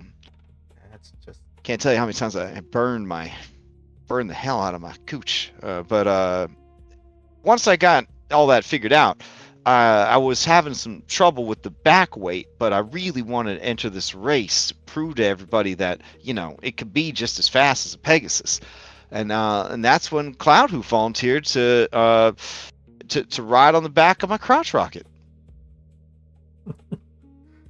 Yep, that's just like it. Well, you couldn't have picked a better person than Cloudhoof to help you out with that. Well, it sounds like our crew's expanding. Welcome aboard, Mistral. Oh, I didn't. I mean, Yeah, it's her choice if she wants to join. Rosa don't looks really over feel and like says, Rosa looks over and says, I mean, you don't really got much going on here, I mean, life is long. Might as well, right? And she looks thoughtful. She says, yeah, all right. But before I go, I want to give you something. And I appreciate you selling them to me, but I'm gonna have to give you a cock back. And she produces from her satchel a Terran prime material plain chicken wearing a bow tie. Rosa cries out, Camilla! And she hands the chicken back. And Rosa says, I'll get you your money. And she says, nah, you keep it. You've been good to me, Rosa, and you're good to this town. So just keep being yourself, all right? Also, you said that the crew's gotten bigger. You recruit other people besides just me? Well, I guess we got Eunice here joining us.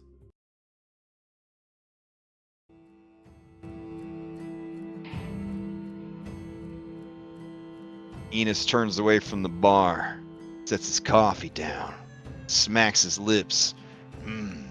Hazelnut. And she looks to you, Goldleaf, and she just shakes her head like no, like really quick, like. Well, I don't got the final say. That goes to Captain Jade here. Sounds like this guy is very adamant, but she does have the final say, so I'll leave it to her judgment.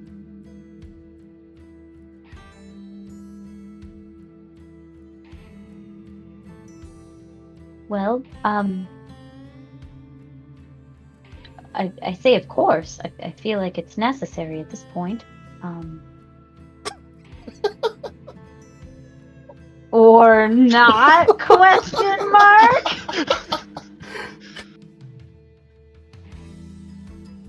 All right, Eunice Starfallen picks up his carpet bag and he says, "All right, Jade Princess, which way to your ship? A vessel to take you to your vessel."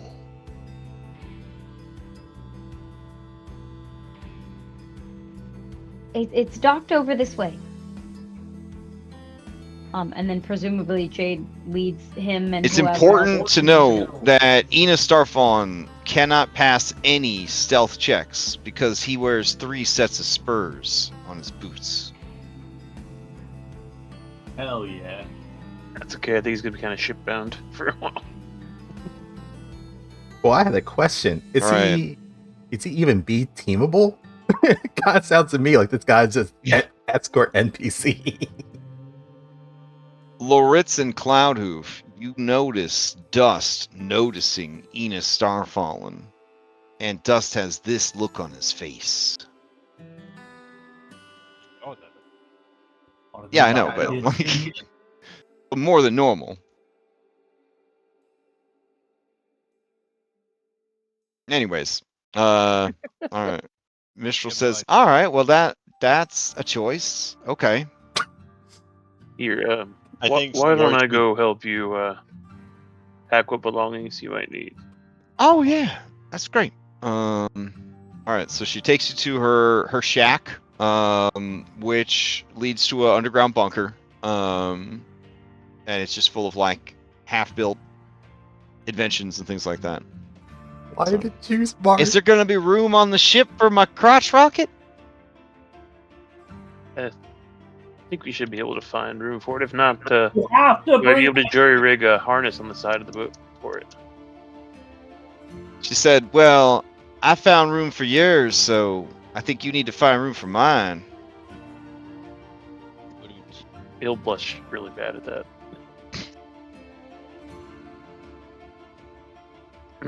Yes.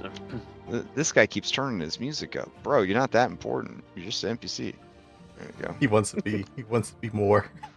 That's not how he views wants- himself. He wants to be more. Also, I love how the image chose double dash. No, I Are I you chose the double put in dash. double dash? Okay. No. Also, You know how hard it was to make that fucking thing? Nintendo has ChatGPT like under lockdown. It's fucking bad. Just call it Diddy Kong Racing. You'll be fine. Just say Diddy No, they Kong don't give a Racing. fuck. Yeah, they don't give a Yeah. shit. All right. So you guys pack up. Lord would just sidle into Dust, like as the room's starting to clear out. He would, Mhm. walk alongside and be like, "Do you know something about that man? Your demeanor changed when you saw him." He says, "Oh, you noticed that? Huh? Notice many things.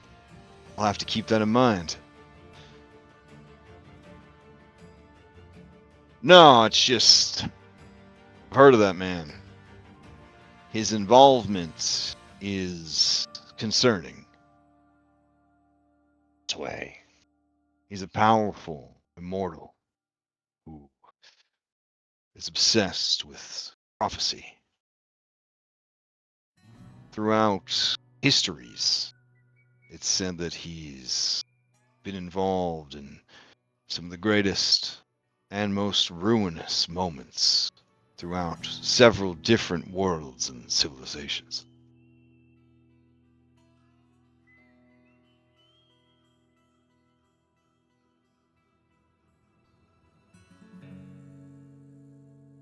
Foreboding.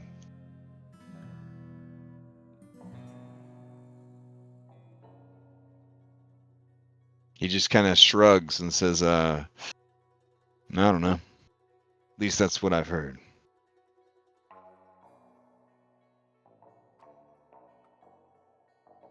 Now, I will say, Laritz, with your wisdom is pretty high, and your intelligence is not in the nigs. You do think it's a kind of weird that, like, Dust, the average human man, who has never held any position of importance on any ship, would know that much about this guy,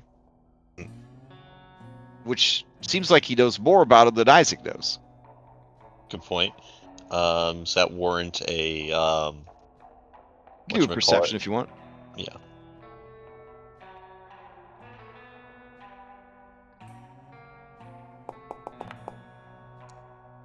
Okay. I'm gonna roll with advantage because we're. Oh yeah, go for it. You know.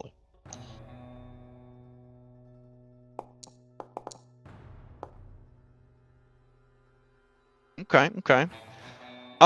Yeah, it does seem a little odd that he would. This is kind of the most exposed you think that Dust has been in the time you've known him. And when you first met him, there was a lot of like shit going on. But what you remember hearing is that Dust is actually the one who got Seraphim in touch with Oscar, and by association, Reese and Reese's airship. You're the real mover and shaker in this equation. Is that what you say? Or are you thinking that Yes. to yourself? I think that, yeah, I guess he's more. Lords would think that to himself. Oh, okay.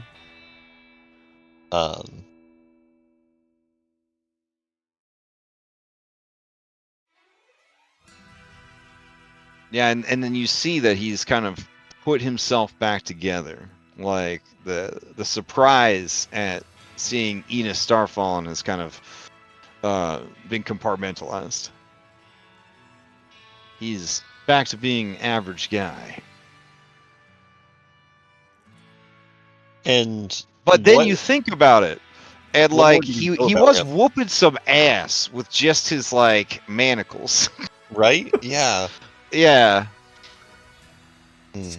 Who are you, Dust? And then you think about it, he's never failed any of the checks you've seen him roll. Secretly John Wick.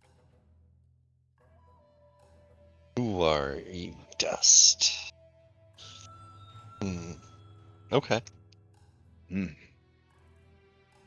Lords just, appraises him and gives him a knowing look, but doesn't say anything.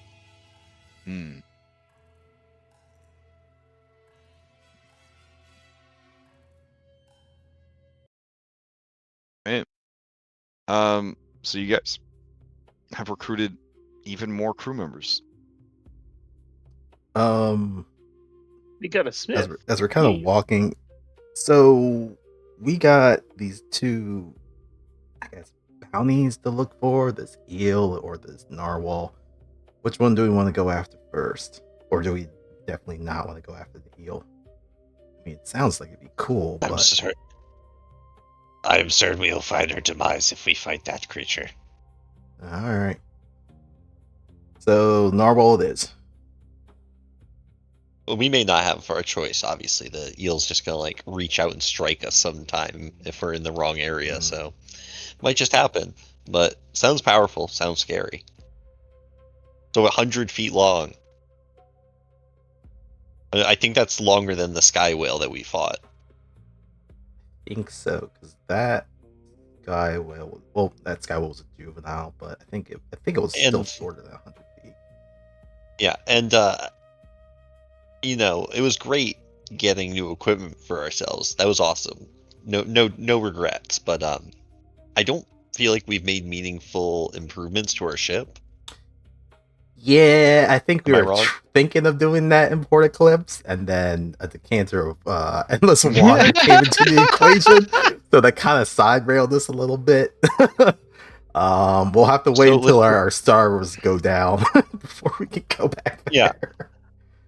Yeah, but so let's just be smart about this. Let's not bite off more than we Yeah. can chew, because like I think we narrowly avoided dying at that sky whale. Mhm.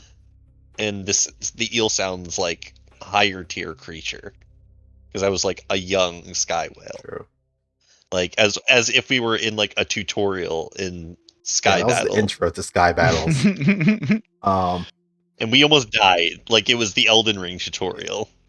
But we just recruited ourselves a blacksmith, so you know what? Maybe we don't need to go to Port Eclipse anymore.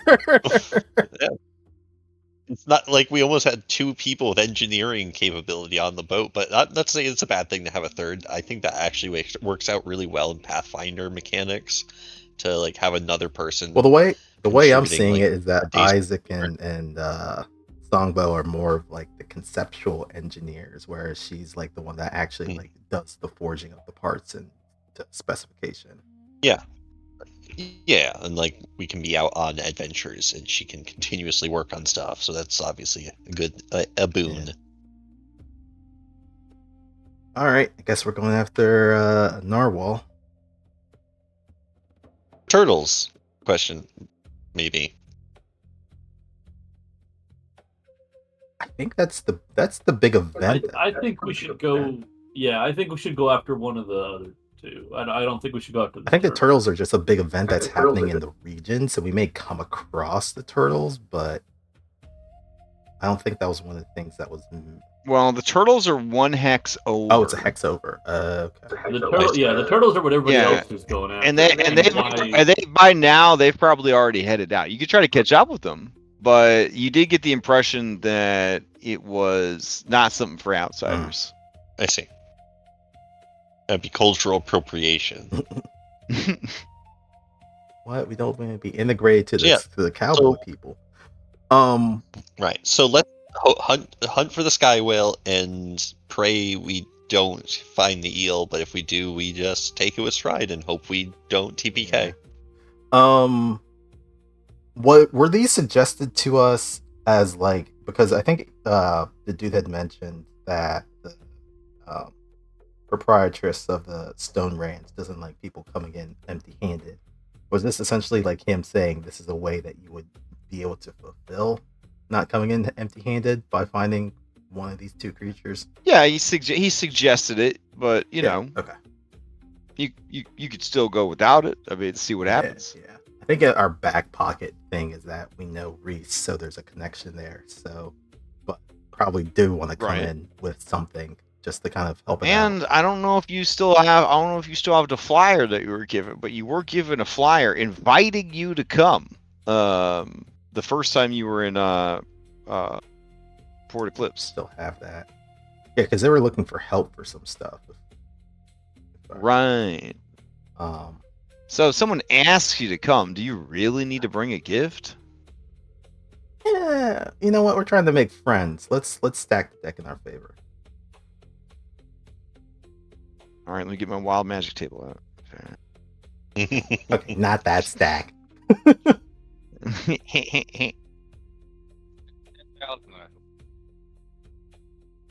Mm, Did we pass by the So- bounty board at any point? so your plan is to try and poach this narwhalicorn. That's the Do hope. they want it dead or Alright. alive? She does prefer them alive. Okay. You're supposed to like subdue We got it and the then like claw, tie it to right? the side of your ship. That could help. That's true. We do have the claw. But I mean, the ultimate fate of any creature you bring to her is to get turned to stone and then, you know, carved up.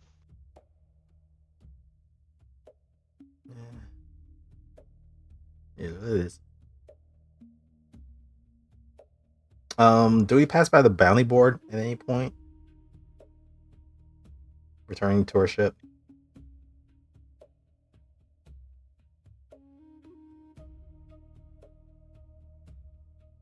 Yeah, there's a bounty board.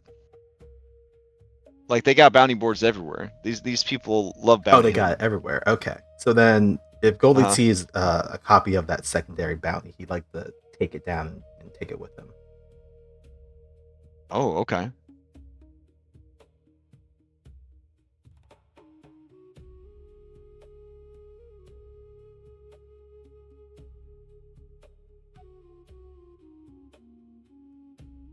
Yeah, the details of it are unclear. It just says that you escaped the menagerie, that you are a priceless treasure, and they will pay generously with wealth, favor, or more for your safe return. Hey, at least it's safe. Yeah, it's more on Yeah, the that's good. live and dead part.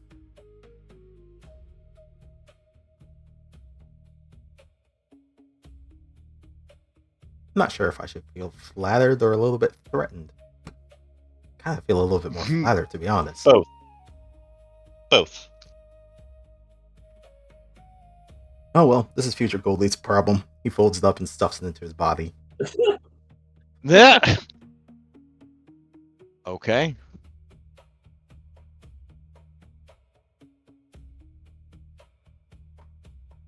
So, you guys arrive back at the boat. You have your quarry chosen, the Narwhalicorn. Do you have any other things you want to do, or are you ready to head out? I think we're ready. Okay.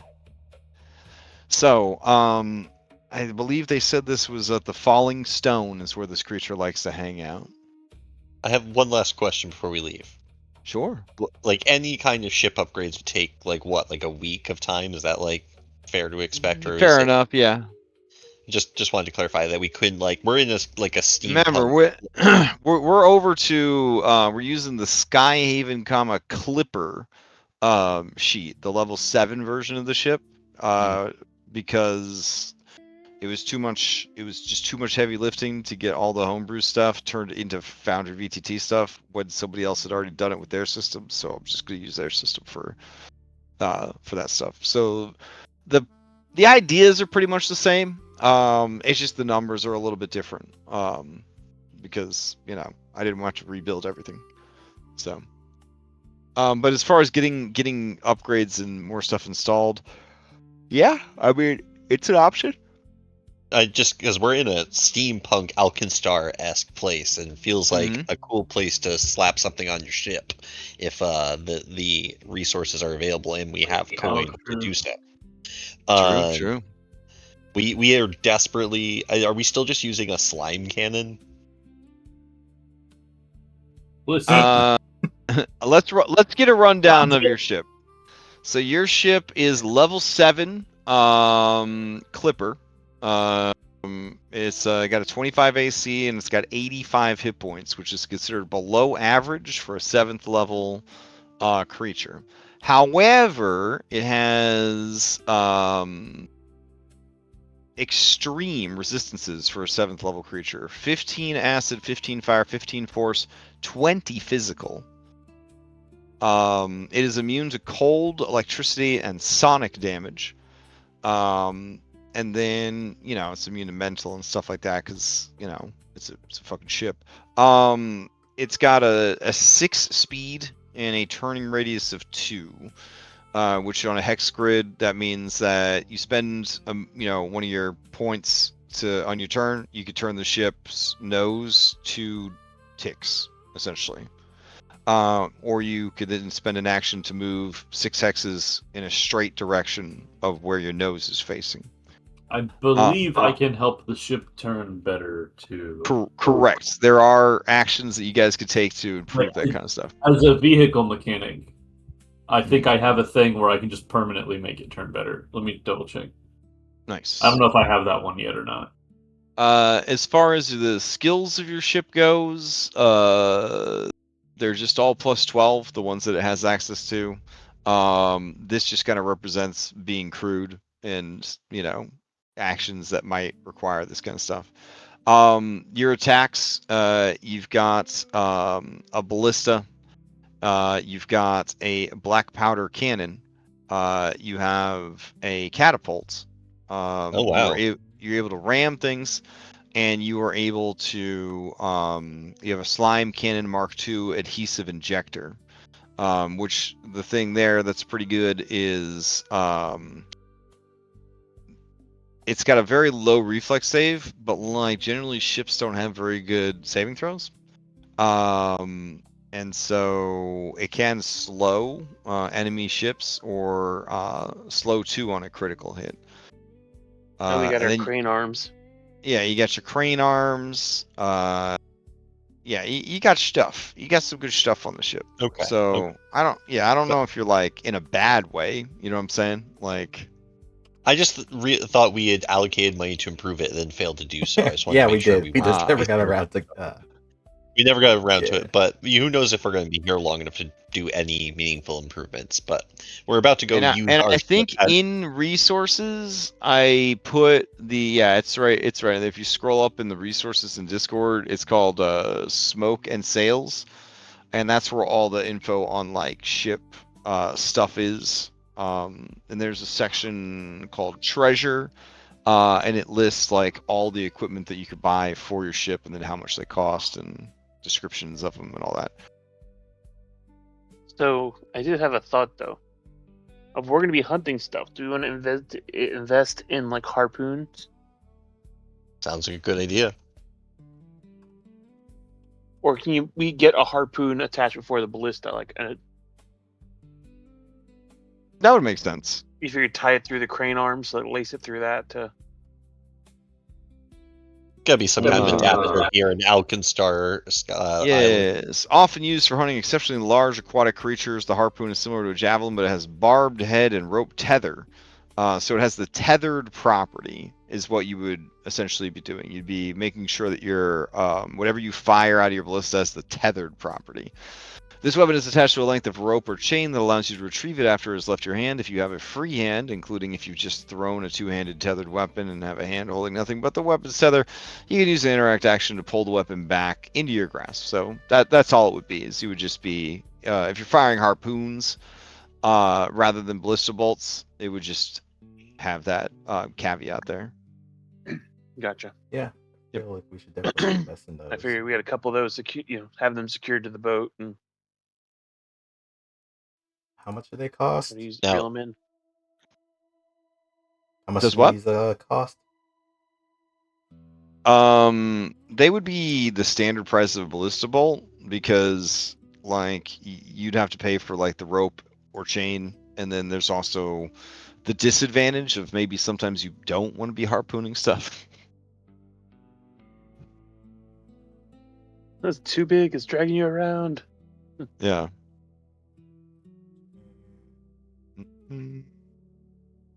I thought it was like it went something so big that you can't, break it down midair, so drag it to port, peck to port, and It strikes me that it would be a good idea long term to this is the same thing that Lords has, the tethered property. If you got a returning room that you could put on the ballista, and that way if it missed, you don't have to use the action to return it, and if it hits and you don't want it to stay, you can return it. that's true. Yeah, and the ballista, it fires. Doesn't look like it has it written here, Yeah, I'm not really but the ballista fires 10 hexes, and the catapult is only 2 hexes, and the black powder cannon is 5 hexes. So I'll add that to the descriptions. So it's looking like a harpoon bolt. Oh, there they are. You just go to the item page and it tells you. Looks like a what now? Hold on a second. You said, is this in weapons? No. Well, on the Skyhaven's sheet, if you go to inventory, that's where you can open it up and you can see like the hex distance that it can go. So yeah, the Clipper Ballista is how you'll be firing those harpoons. Okay. The Flipper Ballista.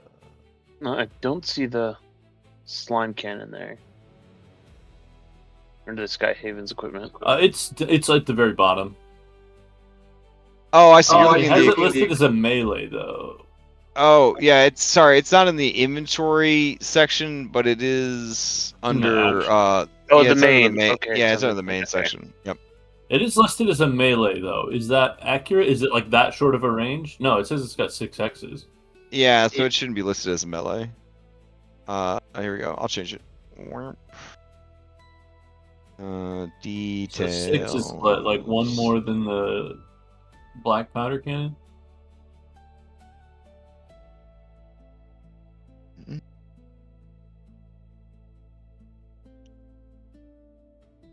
Oh, it's got a much lower to hit modifier though. Yeah. Just shoot the big blob though, so you know. Yeah, it makes sense. That debuffs are a wonderful thing. And this we've Yeah, found over yeah. and over again. Slowed and then slowed to Denial and then of action. mobilized. Mhm. Okay, so it looks like we have a Clipper Ballista. Is hover a thing in Pathfinder? Like if we immobilized something, does it just start falling? Yeah, in Pathfinder, you have to invest in action every round. Like every time your turn comes around, you have to, before the end of your turn, spend at least one Pac-Man or the equivalent doing a fly action to keep flying. I imagine the ships have But the float stone. to help us there too. are creatures Just there stay are afloat. creatures that can hover, like creatures that are just innately, flying all the time. Wouldn't need to worry about that. They would essentially just be floating. Yeah. I imagine some like sky whales and stuff just naturally have a buoyancy to them where they just kind of Right. float there when they right. die. They don't start falling. Yeah, in the elemental plane of air, a lot of things are just I was thinking more about airborne ships by. fighting yeah. rather than people. Well, ships, we have the float stone, right? That's what keeps Yeah. our ships afloat. I think For now, this is stuck being listed as a melee because I didn't build it out as an item. So the default when you make attacks just kind of keeps it as melee. So, but it does. We know it's ranged. So, but this is part of why I was like, you know what? It's like fun coming up with all this cool stuff, but like it's not fun building it. So I'll just use what's already made. So. two more levels and I can just fly. Nice. Dang. Yeah, I get cyclonic ascent. The bottom half of me turns into like a fucking tornado. You go all Tasmanian devil on it. God, Please. imagine Songbo now, how much more annoying he would be being able to get where he needs to go faster. That's why I'm trying to build lightning conduits into the ship. So you can travel through the Like, wires. just zap anywhere you live. So it can be in every room causing mischief. Hell yes. Hopefully, Cloudhoof's new wife can help me with my lightning conduits. Is that what they call that these days? You got this lightning conduit problem, Mistral. You want All right, Nathan, let's go take care of this lightning conduit problem. You should probably see a doctor about that. Well, if you'd stop shoving electric raccoons down your pants, you wouldn't have that issue. It's for science. It's for science. So we have this ballista. I'm assuming it comes with like normal bolts and whatnot, but there's this harpoon bolt that's like a level 4 item. Is that what we need, or Or is that something totally No, different? that's literally like for a crossbow. Okay. Yeah. So then what would... It says this iron. Well, no, sorry. It's for a two-handed firearm. This iron spike can be fitted into the barrel of a two-handed firearm. For this, we're just flavoring that some of your ballista bolts can just be harpoons, but they have the tethered trait, which is a pro and a con. Okay. All right. Yeah. Then probably don't need anything special on that. I'm also looking at our stash. I don't know if we actually have something that was for the ship. This one we did. Well, no.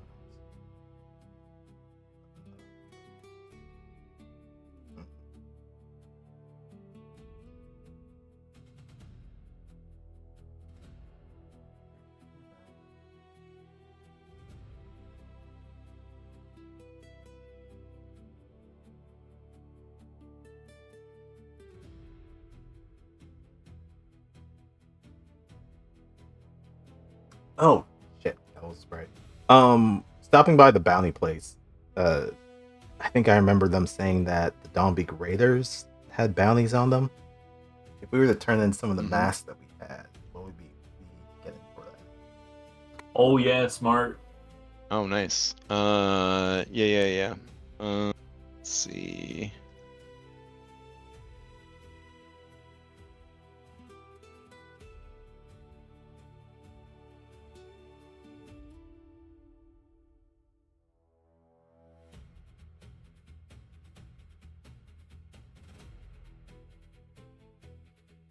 Mm-mm-mm. Let's see. They would be willing to pay out the equivalent of 25 gold in local bone chits and the like. Is that per mask? Per mask, yeah. Okay. Hell yeah. We got 3 of them, so I guess we'll cash them in for 75 trips. You do see a wanted poster for the Iron Queen. Are there other ones for the other captains that we've learned about so far? Or is it just Yes. How much is her bounty?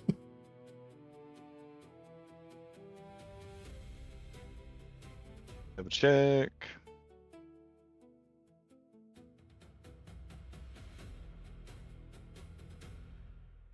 Uh, 2,500 gold. If she's alive. What was ours? 800 if she's dead. What was our bounties? Ours were also in the thousands, weren't they? Not to compare sizes, up there. but Well, that's what Terranathus claims they're going to pay. This is what this local bounty office is paying. Okay. He'll take that bounty, that poster.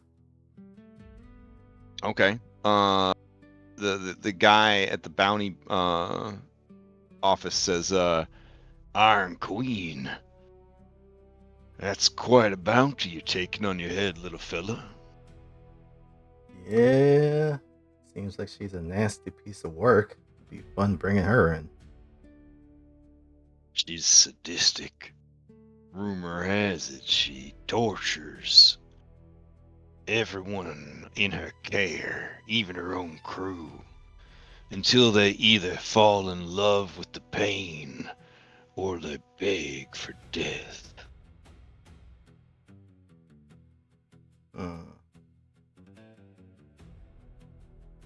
Yeah, I don't think anyone would be missing her if she gets sent into a cell. Word has it she hasn't been seen in a while. Makes me wonder what she's up to.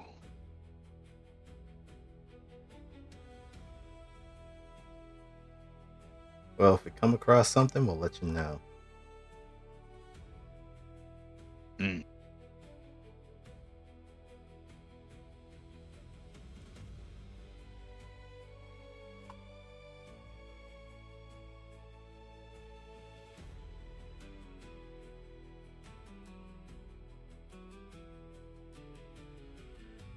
Mm-mm.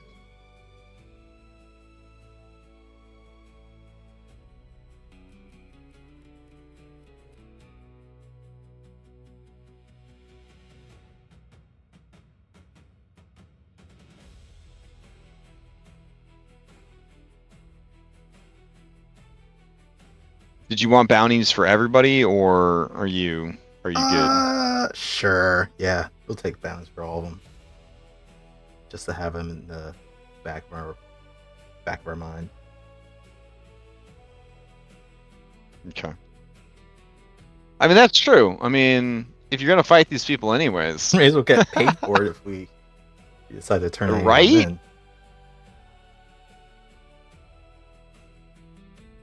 All right, Dombeak Raider, bounties. Wing Captain Thess Crowscorn. I'll put all this into a document for you. But Wing Captain Thess Crowscorn is 1,200 alive, 700 dead. Let's see. Wing Captain Vorin Cragthirst, the Hullbreaker, 1,500 alive, 1,300 dead. The reason the bounty for dead is so high is it's probably like, they don't want people to die trying to take them alive.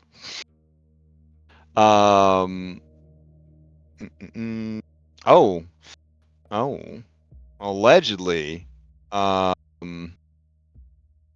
there's a bonus bounty being offered by the Stone Ranch for this particular bounty, an extra 500 gold right now, because apparently he pissed off the Stone Ranch. Yeah. Wing Captain Hexel Skarn, 2,000 alive, 600 dead. He's worth vastly more alive because he has a lot of information. Iron Queen Catherine, 2,500 alive, 800 dead. Captain Vigo Edwards, the last officer, 1,800 alive in quotations, 1,200 dead. And then Captain Sen Yurish, the Glacier, 2,200 alive, 1,500 dead. Captain Salmira the Hollow, 2,800 alive, 2,800 dead, because nobody gives a shit. Nobody gives a shit about her staying alive because she's horrible. She is considered a nightmare among even pirates. Her death would be a blessing to all. God damn. Mm-hmm. Captain Revan Skull, the Fallen Lance, 2,400 alive, 1,700 dead. And then the big boy, Admiral Varkoon Cindermarrow, the Breathless One, 10,000 alive, 7,500 dead. Again, these are the bounties offered by this particular settlement. There are not bounties posted on these guys in Port Eclipse because, technically this guy was one of the leaders. Yeah, he was on the Pirate Council. There could be bounties out of Terranathus. I don't know how you get them to pay you for them. Yeah. So, and then there could be, in Vampire Land, they might have bounties on them. I don't know. They probably don't have bounties on them in Armun Kalara because allegedly these guys are privateers for Armun Kalara. Yeah. So, a lot of times bounties are what people could afford to pay. So. Now, if you have a group of individuals that keep pissing everyone off everywhere they go, then there's going to be a ton of bounties to collect, and then it really makes it worth hunting those people down. Who would do that?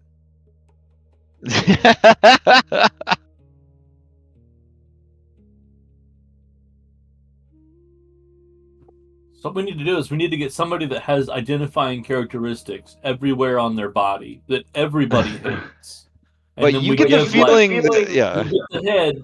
Oh, see, this person's dead. You get the arm. See, this person's dead. We collect on the same dead body like 8 times. You get the sense that Admiral Varkun Cindermar would be worth a lot to a lot of people for a lot of reasons. Which also really makes me wonder why we aren't taking more people for bounties in all of our games. When I think about it, like, huh? Yeah, it's probably because a lot of people Like we never really stopped to think about it and be like, well, how much would you guys pay for this guy to be dead? Like, yeah, Yeah, shit. it usually comes down to like We've How been many times do you have a bounty on the BBEG? I mean, right? probably comes down to logistics. How many people are we willing to lose to try and capture this dude? I mean, I definitely imagine like a kingdom would be like, hey, dude, BBG, there's a bounty on his head. Not a lot of normal people are going to try and cash in on that shit. That's usually just for adventurers. Which Well, I guess then becomes that would be more like what the whole adventurer, the jobs on the adventure board are kind of be Yeah. type deal. If it's that kind of setting. Yeah. I mean, a lot of games use, quest boards and stuff like that. So it Bounty wouldn't be board. that much of a stretch to have a bounty board. Mm. All right. Just grabbing this information. Goldleaf is definitely gonna tease Catherine when we get back to the shit. I mean, I know what she would say to you. She would look you right in the fucking eye holes, and she would just be like, "Do it. You won't. Fucking do it. Do it. Do it. You won't." Ah, you're right. I won't, because then that'd make your sister sad. And I actually like your sister, so.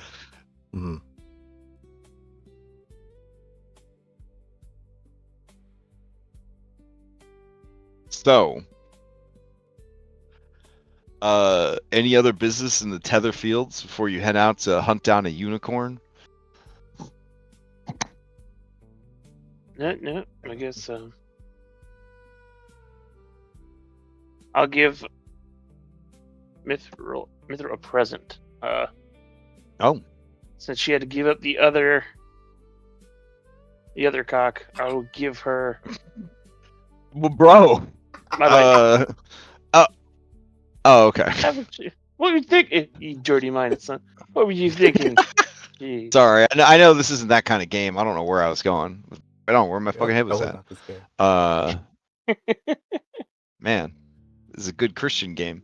All Certainly right, not the spiritual That was successor to almost a Skull Chapel. Claptrap moment. all right. Well, she smiles broadly as you present your cock to her. She strokes it tenderly, and then she lets out a yelp and she says, "Oh, it shocked me." In response, your cock jumps in your hands, and it lets out a and then she laughs, and it's a real, just deep, true laugh. And with your high perception, you feel that this is a woman who has been hurt very badly, and had some real rough shit in her life, and the easy way that she finds joy and laughs seems to be like a survival mechanism.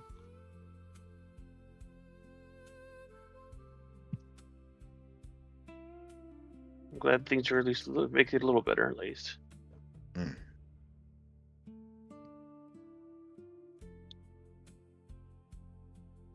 Okay, so your boy Eunice, a man's name, he says, "Captain Jade, what's all this dilly-dallying around, chasing after unicorns? We gotta go.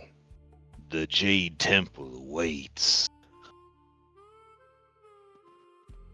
Yes, but as I mentioned before, there is a whole crew of people here, and we can't. But you're the just do it. captain. Just tell them to do what you want. How do you expect us to get past this dragon if we don't get in any practice beforehand? I'd have assumed that the prophecy would make sure that at least you made it. That's unacceptable to me. In the end, that might be all we've got. You Perhaps the prophecy standing wanted... alone against God's anus. Perhaps the prophecy wanted me to be strong before I attempted this, in which case, what we're about to do makes a lot of sense. Hmm.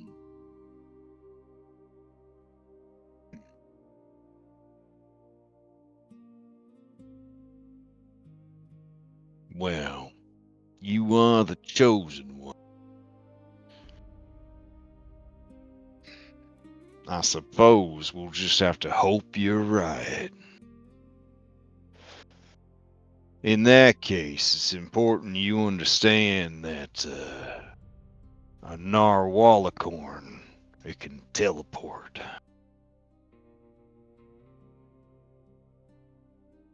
Teleport? It's got a magic horn. The horn's full of teleportation magic. It's a spell-like effect that mimics an uncommon primal spell called Nature's Pathway. Now, admittedly, it do take some time for it to get off the spell, but here's the thing. If it's put under duress, then it might be able to trigger that ability sooner than later. Either way, ain't no way you're gonna be able to drag that thing behind your ship alive. It'll just teleport away. However, I could whip you up a rune stone that would lock down its teleportation ability. However, the rune would have to be transcribed inside the whale. So you'd have to send one of your little sailors on over there to get up inside that whale. That's assuming, of course, you want to take it alive.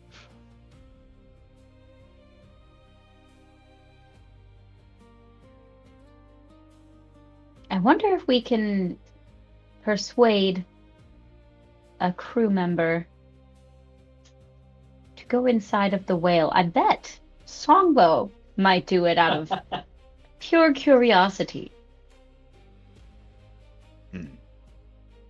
The inside of a whale is a spectacular sight. It's like a dungeon made out of flesh. Ain't like the inside of a person. So you've For been inside of a some whale reason before. it's got a bunch of hollow cavities you can explore and get stuck in. You've been inside a whale before? Just 3 or 4 times. Then I feel like it would probably make the most sense if you would volunteer to be in the whale, correct? That's the problem with being Starfallen. If I do too much to help you, it might invalidate your prophecy. I've been chosen by the gods that were and the gods that will be to guide prophecy's path, but never to intercede directly.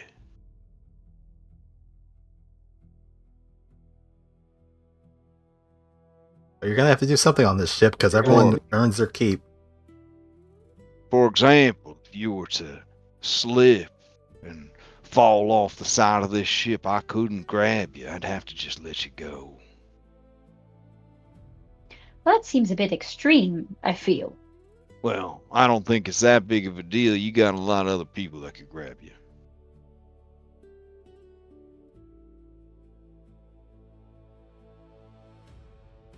But what if nobody else saw me fall and you were the only one that saw me fall?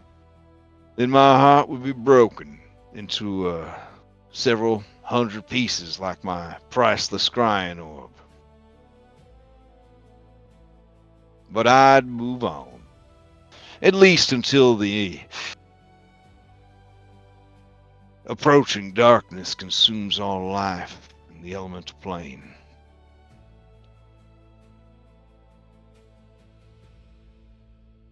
Then I'd probably start over somewhere.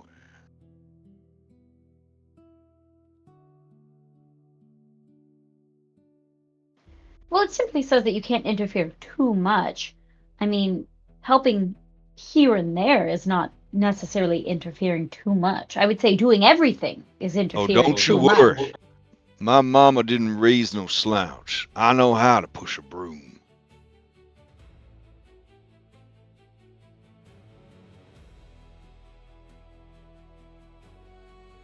I think that this level 20 time wizard is offering to sweep your ship.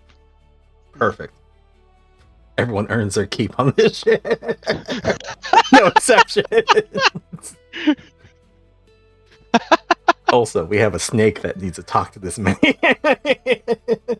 Does that mean It's that It's like talking to somebody who's got a doctorate and they're working at like Starbucks. You know what I mean? Like, Eunice the cabin boy?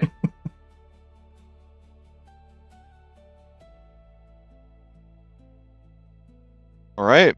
So, any other business to take care of before you begin your pursuit? I guess now you know that it is technically a unicorn, so it can teleport away. What if it broke off its horn? Jeez.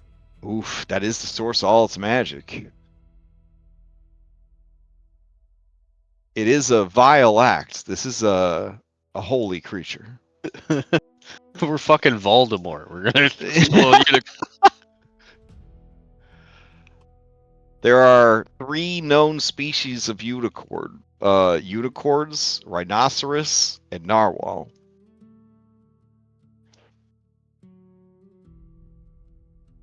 do jackrabbits count, or are they like? If you're referring to the jackalopes, I don't remember what they called them in D&D, but I think they are also a type of unicorn. Yeah. No, okay. I don't know if they have those in Pathfinder. Pathfinder did everything. Probably. They got like 1,000 different things. Yeah. Or let's go. They start with an A. Almanji or something like that. Almanji. Does this Unicorn, settlement... horned rabbits. Yeah, there actually is a whole separate mythological creature that's a rabbit with a unicorn horn. Yeah, I'm trying to remember the name of it. Yeah, Almirage.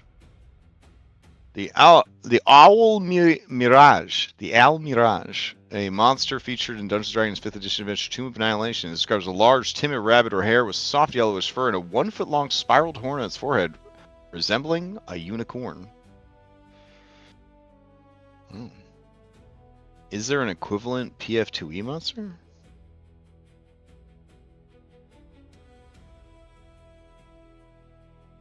Does this settlement sell... But that's actually a creature from outside mythology. Like, it's not just a D&D thing. Yeah. Like, I mean, almost everything for D&D was just like cribbed, often poorly from real mythology. Yes, they do exist in Pathfinder. First Age of Magic. The Owl Mirage was a CR1 small magical beast from Bestiary 4. It possessed a magical horn that could act as a +1 weapon, and any creature killed by its gore attack would instantly be turned to stone. That's fucking dope. It was a popular choice for witches and spellcasters using the improved familiar feat. I don't know. I wouldn't want all my kills to turn to stone. But then again, how often is your familiar getting the kill shot? You know what I'm saying? I'm sure it's the most inopportune time when you're familiar.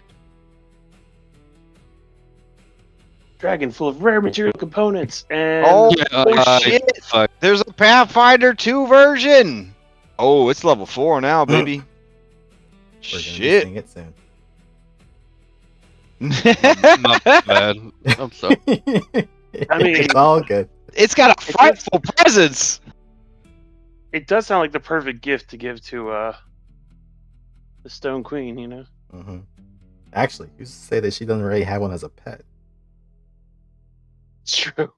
She's got a whole herd of them. Does this settlement sell healing potions or elixirs or whatever? Yeah. They would, yeah. Probably want to. Somebody recently ransacked the potion shop though, so it's kind of a disarray, but they would still have stuff for sale. Look at that cutie! That is adorable.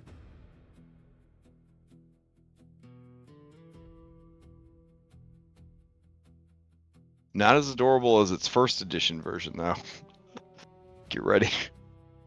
Fuck. Oh god. It's That like looks like that thing was gonna the fuck you up. that looks like the whole book was written by people who can't draw. Like, that Hey. looks like a first generation Pokemon. Like the They first do. generation sprites from like the Game Boy. Yeah. That Pokemon. The first edition one looks like a bunch of them charging you would fuck you up. Like the Yeah. fifth edition one just looks adorable. Mm-mm.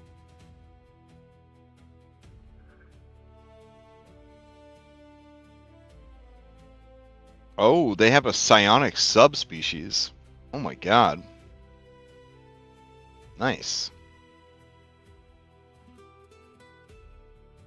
Mm.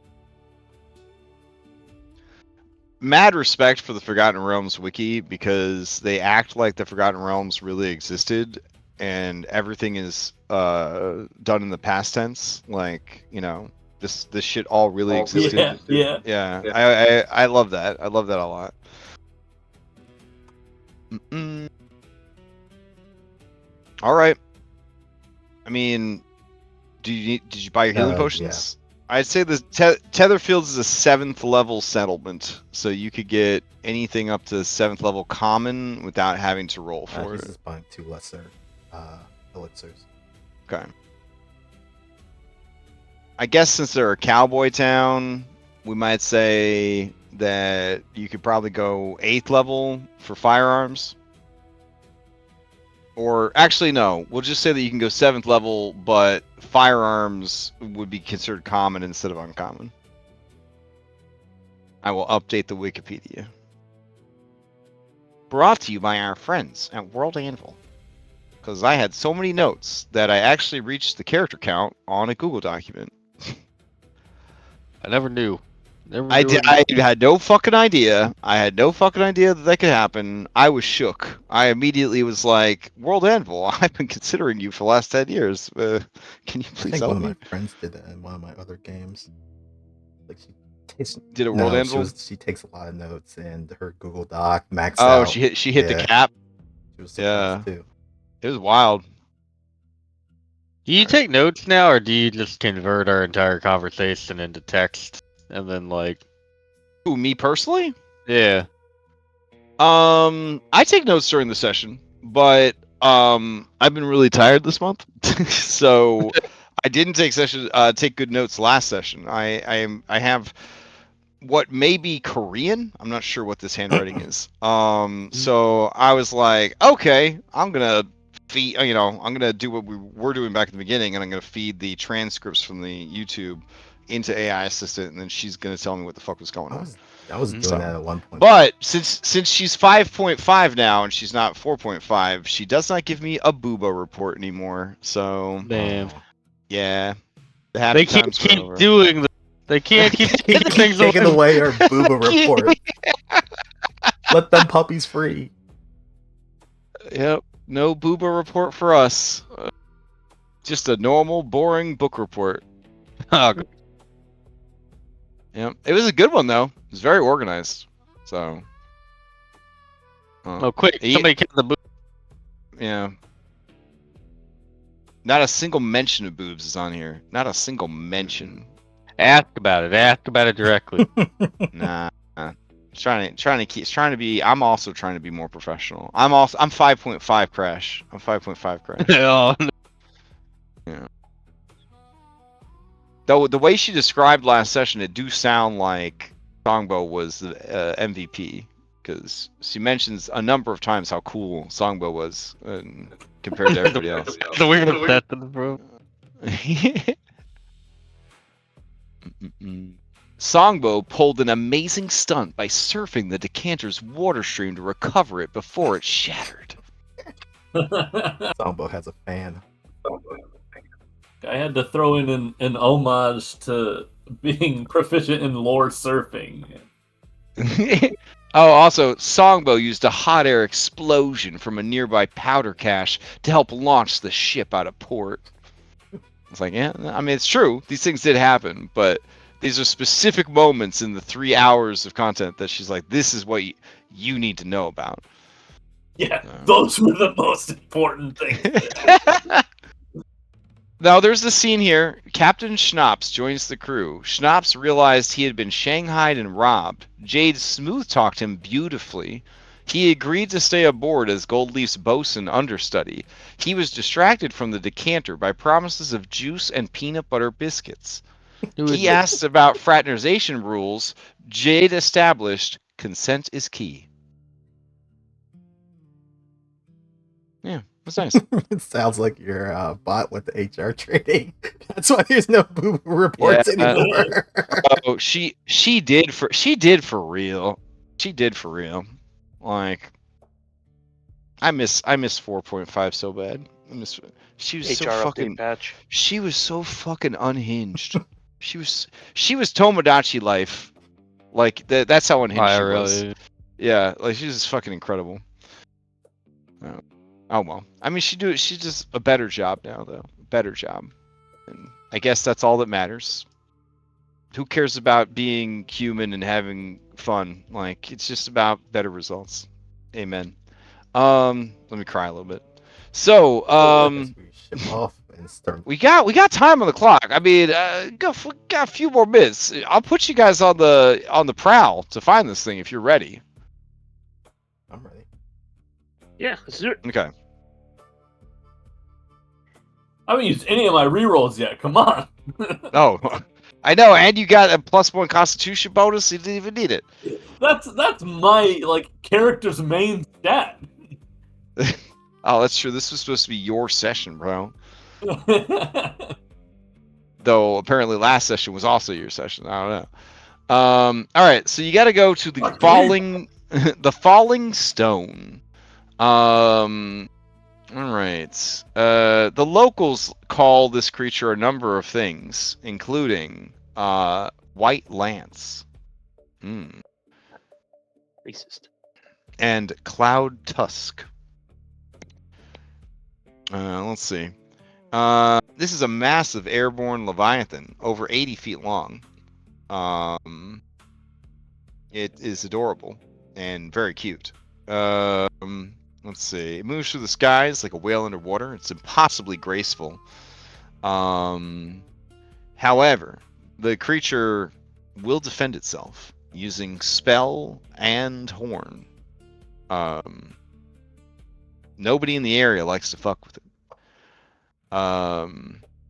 It's a tough decision because it is a holy magical creature. So all of its components are going to be worth a lot of money, as is.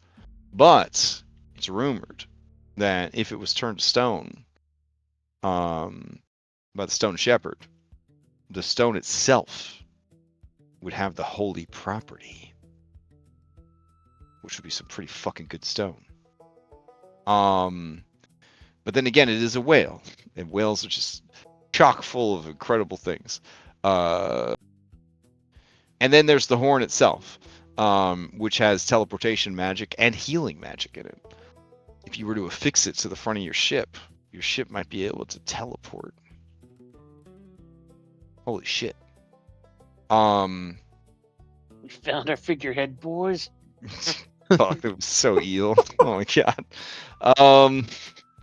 I know we don't play with alignment, but I'm old school. I mean, it's a fucking unicorn. Let's see.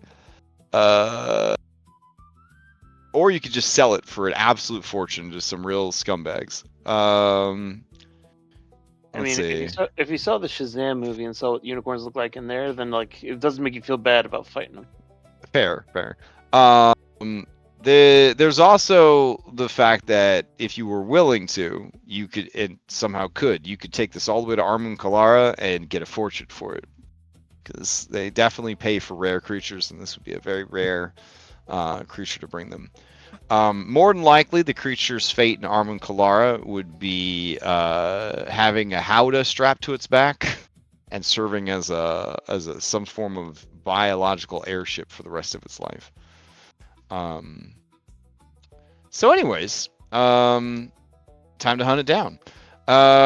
Phase 1, you guys got to find the falling stone. The narwhal circles a strange sky anomaly called the Falling Stone. It's a huge rock that continuously falls, disappears below the clouds, reappears what feels like several hours later. No one fully understands it. No one's been able to track the movement of the stone, or even its reappearance or disappearance.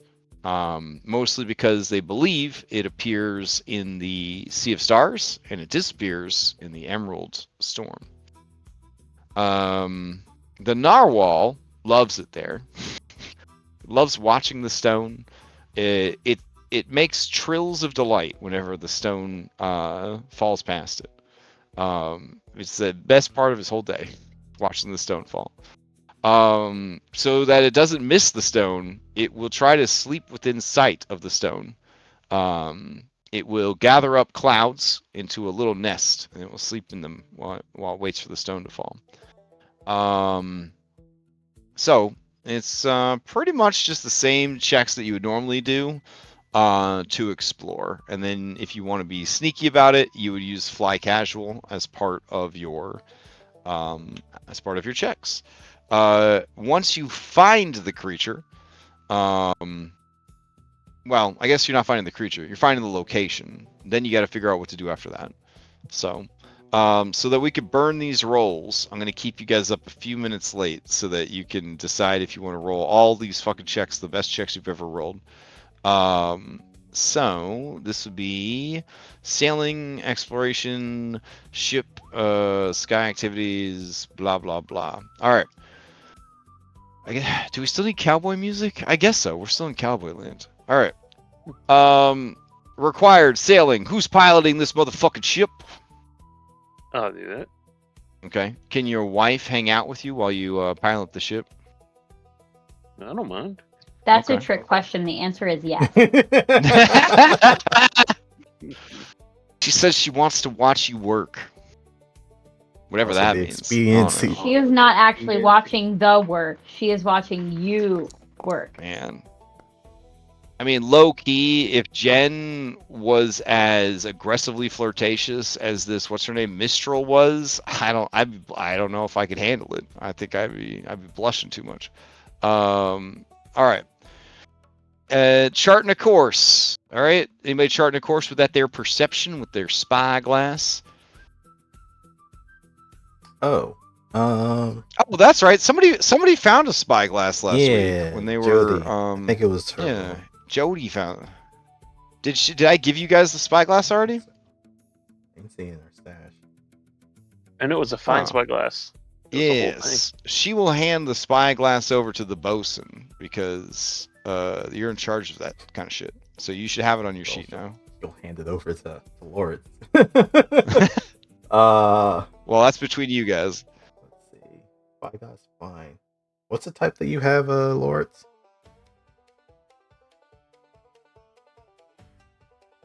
Oh, do we lose Larry? Oh, did he go to bed? No. All it does is The just plus give you one was an fine. additional +1 item bonus. Alright. Then yeah, I'll hand it over to him. So that would mean He'll get a that +1 on his. you would get a +2. Yeah, so you're already getting a +1 to this, so you would get a +2 with the fine spyglass. Okay. All right, I guess I'll roll for him I'll aid if he's with that. if he's zonked on us. Okay, which is fine. Dude working his ass off. Physically working his ass off. I'm only working, my mind to paste. So it's a totally different situation. All right. Perception check with a +2 item bonus. And +2 circumstance. All right, +2 circumstance. It won't let me turn it on. Maybe giving the 8 already. Oh, I see. Okay. So turn that off. There we go. And then +2 item bonus. All right. Hot dog. Oh, you got a critical success. He got a 24. I don't know if 24 is enough. I think he is for this hex. Probably would spend it. Oh, he does. No one's rolled any dice all night, bro. I don't think. Except a couple of recall knowledge checks. All right, yeah, he fucking crushed it. Okay. I don't think he got a critical, but he did crush it. Let's see. Tetherfields is... What is the DC for this one? I think it's like a 26? Let me see. Well, I rolled a 25, so any additional... Alright. Yeah, we're trying to... By doing this stuff, it'll lower the roll overall. 23. Okay, so that is a critical success. Alright, Cloud Seas is only a 23. Alright, so we got a success on the sailing, got a critical success on charting a course. That would actually lower the DC by 2. Fantastic. Alright, since we know that we've succeeded, and no amount of additional help by appeasing the winds is going to change anything. Technically, Cloud, if you should wait till everybody else has jumped in before you roll it, but that's fine. Yeah, I know they're doing the full thing. I thought it was a skill check thing. I was like, Oh, no. So you guys will find the rock, the falling rock. When you do, you do find that cutie. Let's see. There he is. And he is curled up in some clouds, and it looks like he is waiting for the next passing of the rock. So. Feels so bad. Yeah. He's like, oh boy, oh boy, oh boy, the rock's coming, that rock's coming, oh boy, oh boy, oh boy. He's just anticipating it. It's a settlement of like evil people that we were working with. Do we want to just go after that eel?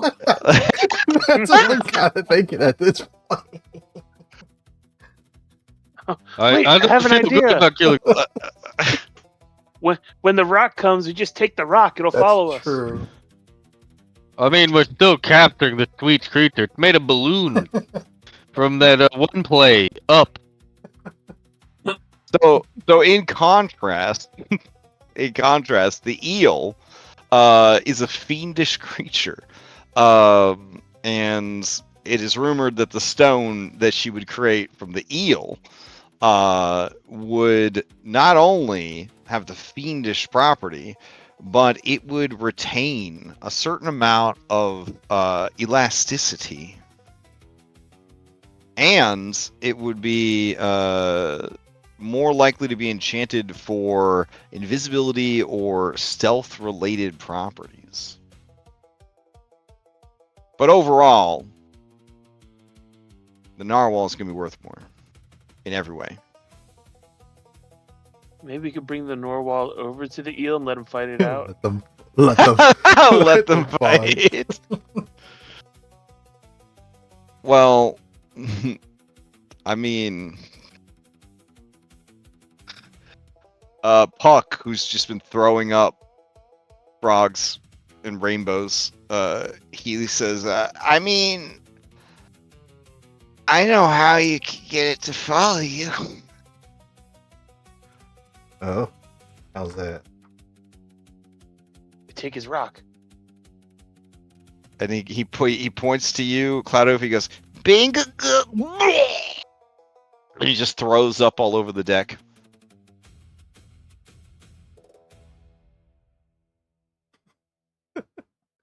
Use our cranes, just grab the rock and just bring it on over to where the eel is. Let him kaiju battle it out. The problem is nobody knows where the eel is because the eel doesn't have one particular place it likes to hide. And it's an ambush predator. But I guess a narwhal caught unaware because it was so distracted by trying to get its favorite rock. Kids have to survive the narwhal for a while. Hey, give that back. And they're natural enemies, a celestial and a fiendish creature. I mean, This definitely feels like something out of like a Fable game where the writers are like, we're gonna make it real easy for them to know which is the good guy choice and which is the bad guy choice. It's like, What to build an orphanage? Or if you want to build a brothel. Hey, So- look, you could build that brothel and still make enough money for those kids. You know, They- Orphanage They don't have brothel. to. damn, I knew somebody was Oh, gonna, I knew somebody was gonna say it. I was like, that's not evil enough. I think you meant to say an orphanage or an orphanage brothel. I was gonna say those kids don't know. You need to know where that money's coming from. Oh, in Haley's world, they know where it's coming from. hey, and look, gambling pays for like schools. Yeah. All right, that's what Yeah. I learned. So That's true. If Jesus had only known that, he wouldn't have flipped over all those gambling tables back in the day. yeah. Yeah. Well, that's because he was a bad fucking hand. You know what I mean? Yeah, it's easy tell. sore loser. Thor losing. I don't know. I'm excited when he finally comes back on his white pony. He's gonna fuck up those bingo nights. He's gonna fuck up those bingo nights. Watch out, Gladys. As somebody with like ADHD, bingo is probably the hardest game in the world. I can't imagine a more difficult game on earth than listening and paying attention for random letters and numbers. Like I can't. God damn. Woo. All right. Well, I'm sorry you had a surplus of hero points at the end of the session, but I mean, hey, it's better than dying. Like, it's better than dying. Better to have them and not need them, I guess. Yeah. So True. we will leave off with you guys and your moral quandary. Hopefully not like Mythic. You'll decide what to do before next session, and we won't spend all next session. We're going to spend the first 3 hours. No, And then we're going to do something else that we haven't even talked please don't. Just talk during the week. Don't have to do this again. can't You know make what? it- I bet. You know what I bet they have in Cowboy Town. Beyblades. We're just bringing Or you can babies. introduce him That's to true. it. I mean, You know, okay, I said that, but I swear to God, if we spend another 3 sessions playing Beyblade, I will fucking lose it. I want to punch something, god damn it. We're the worst fucking adventurers. They just play children's games. Like, Beyblades Wait. is not a children's game. Do you see what happened to that kid when he tried to get near the Beyblades? He got fucked up. that's because a bunch of weirdo adults took it over. And So like all children's games nowadays. yeah, It's yeah, like children's also, games. like little Billy's just like, I want to play Pokemon. It's like a 45-year-old man. It's like, I'll kick you out of the fucking building. You're not allowed here, bitch. Yeah, like, it's only for the professional. I Damn. need this from my eBay store. Oh. I need this for my eBay store. Right. Actually, that would be hilarious. Don't remind me. I still have to take a hoodie back to. No, I think I already returned it. But they had that limited run of like Pokemon Target crossover that you could only buy in store, and I thought I had found like an extra large exclusive like hoodie, and it was extra large for fucking kids. And even though I've lost like 30 pounds since January, I still couldn't wear it, and I was like so mad. And I went because it was only $30, and I went online, and of course all the adult hoodies from that event are already on fucking eBay for $70 a piece. And I'm like, I hope your house burns down and all your fucking t-shirts burn with it, you motherfuckers. You know what I'm saying? Are you wearing it? Are you just wearing the children's size? No, I take it back. I take it back. I wasn't gonna. I don't scalp shit. I wasn't gonna scalp. No, I fucking mean like kid. Yeah. wear the children's size. I'm telling No, you, wear it.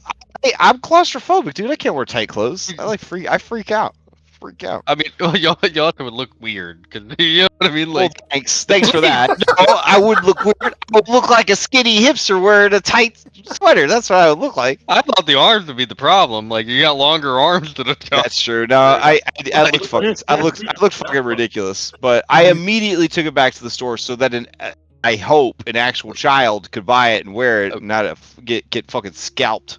I went to Fucking- JC Of Penney. course, because children can't afford. Because children don't have money to buy at scalper prices. So See, I went to JC Penney to try to buy like clothes, you know. And I'm like Sure. looking, I'm looking at this like suit jacket. I'm like, there's a nice suit jacket. Cammy's like, Wesley, this is the women's section. And I was like, damn. God, You damn, said- not again. Fuck that. That's just you a said label. Cammy. I thought you were gonna say another 70-year-old at J.C. Penney's buying clothes told me. Yeah, yeah. The man I fought with in World War One. Yeah, we ran into him. I mean, Like it been so long. Slim Fit is new. You can always go the Slim Fit route. Barf. It was such a nice hoodie too, y'all. It was so classy. So I love a good hoodie, and it was so nice. I was like, wow, something special for me. But that's There's okay, thought. because I ended up getting a Spriggerito life-size plush instead to make myself feel better. So, no. Weed Cat, like one of the greatest Pokemon of all time. Well, now you're gonna have Browlet to go with it next. Hell, fuck yeah, I'm gonna have Browlet. No other Pokemon. I'm gonna just have solo Browlet, no level up, Evilite. That's gonna be my playthrough. Like, see how it goes. Anyways, it was a joy to hang out and play with you guys. It was a ray of sunshine in the shittiest month of the year. So I look forward to next week. I also appreciated not playing Beyblades this week, so it was really nice.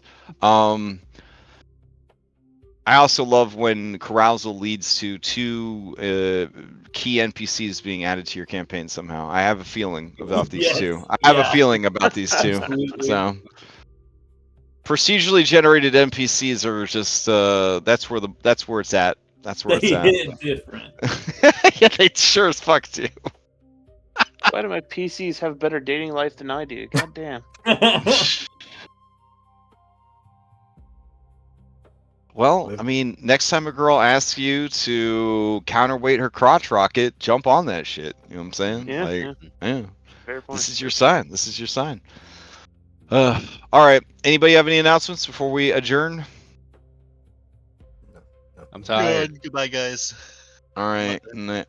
Night, everybody. I will be here next week to play. I'll take a nap. But I will be here. I'll take a nap so I have the energy to play. But it'll be after my second 5 a.m. wake up live stream graduation. But I will fucking be here. Oh my! And we're gonna do it. We're Because gonna do we're it. gonna punch a whale in the face. Please That's don't right. kill yourself. Please. It's fine. All right. Night, everybody. Night. Good night.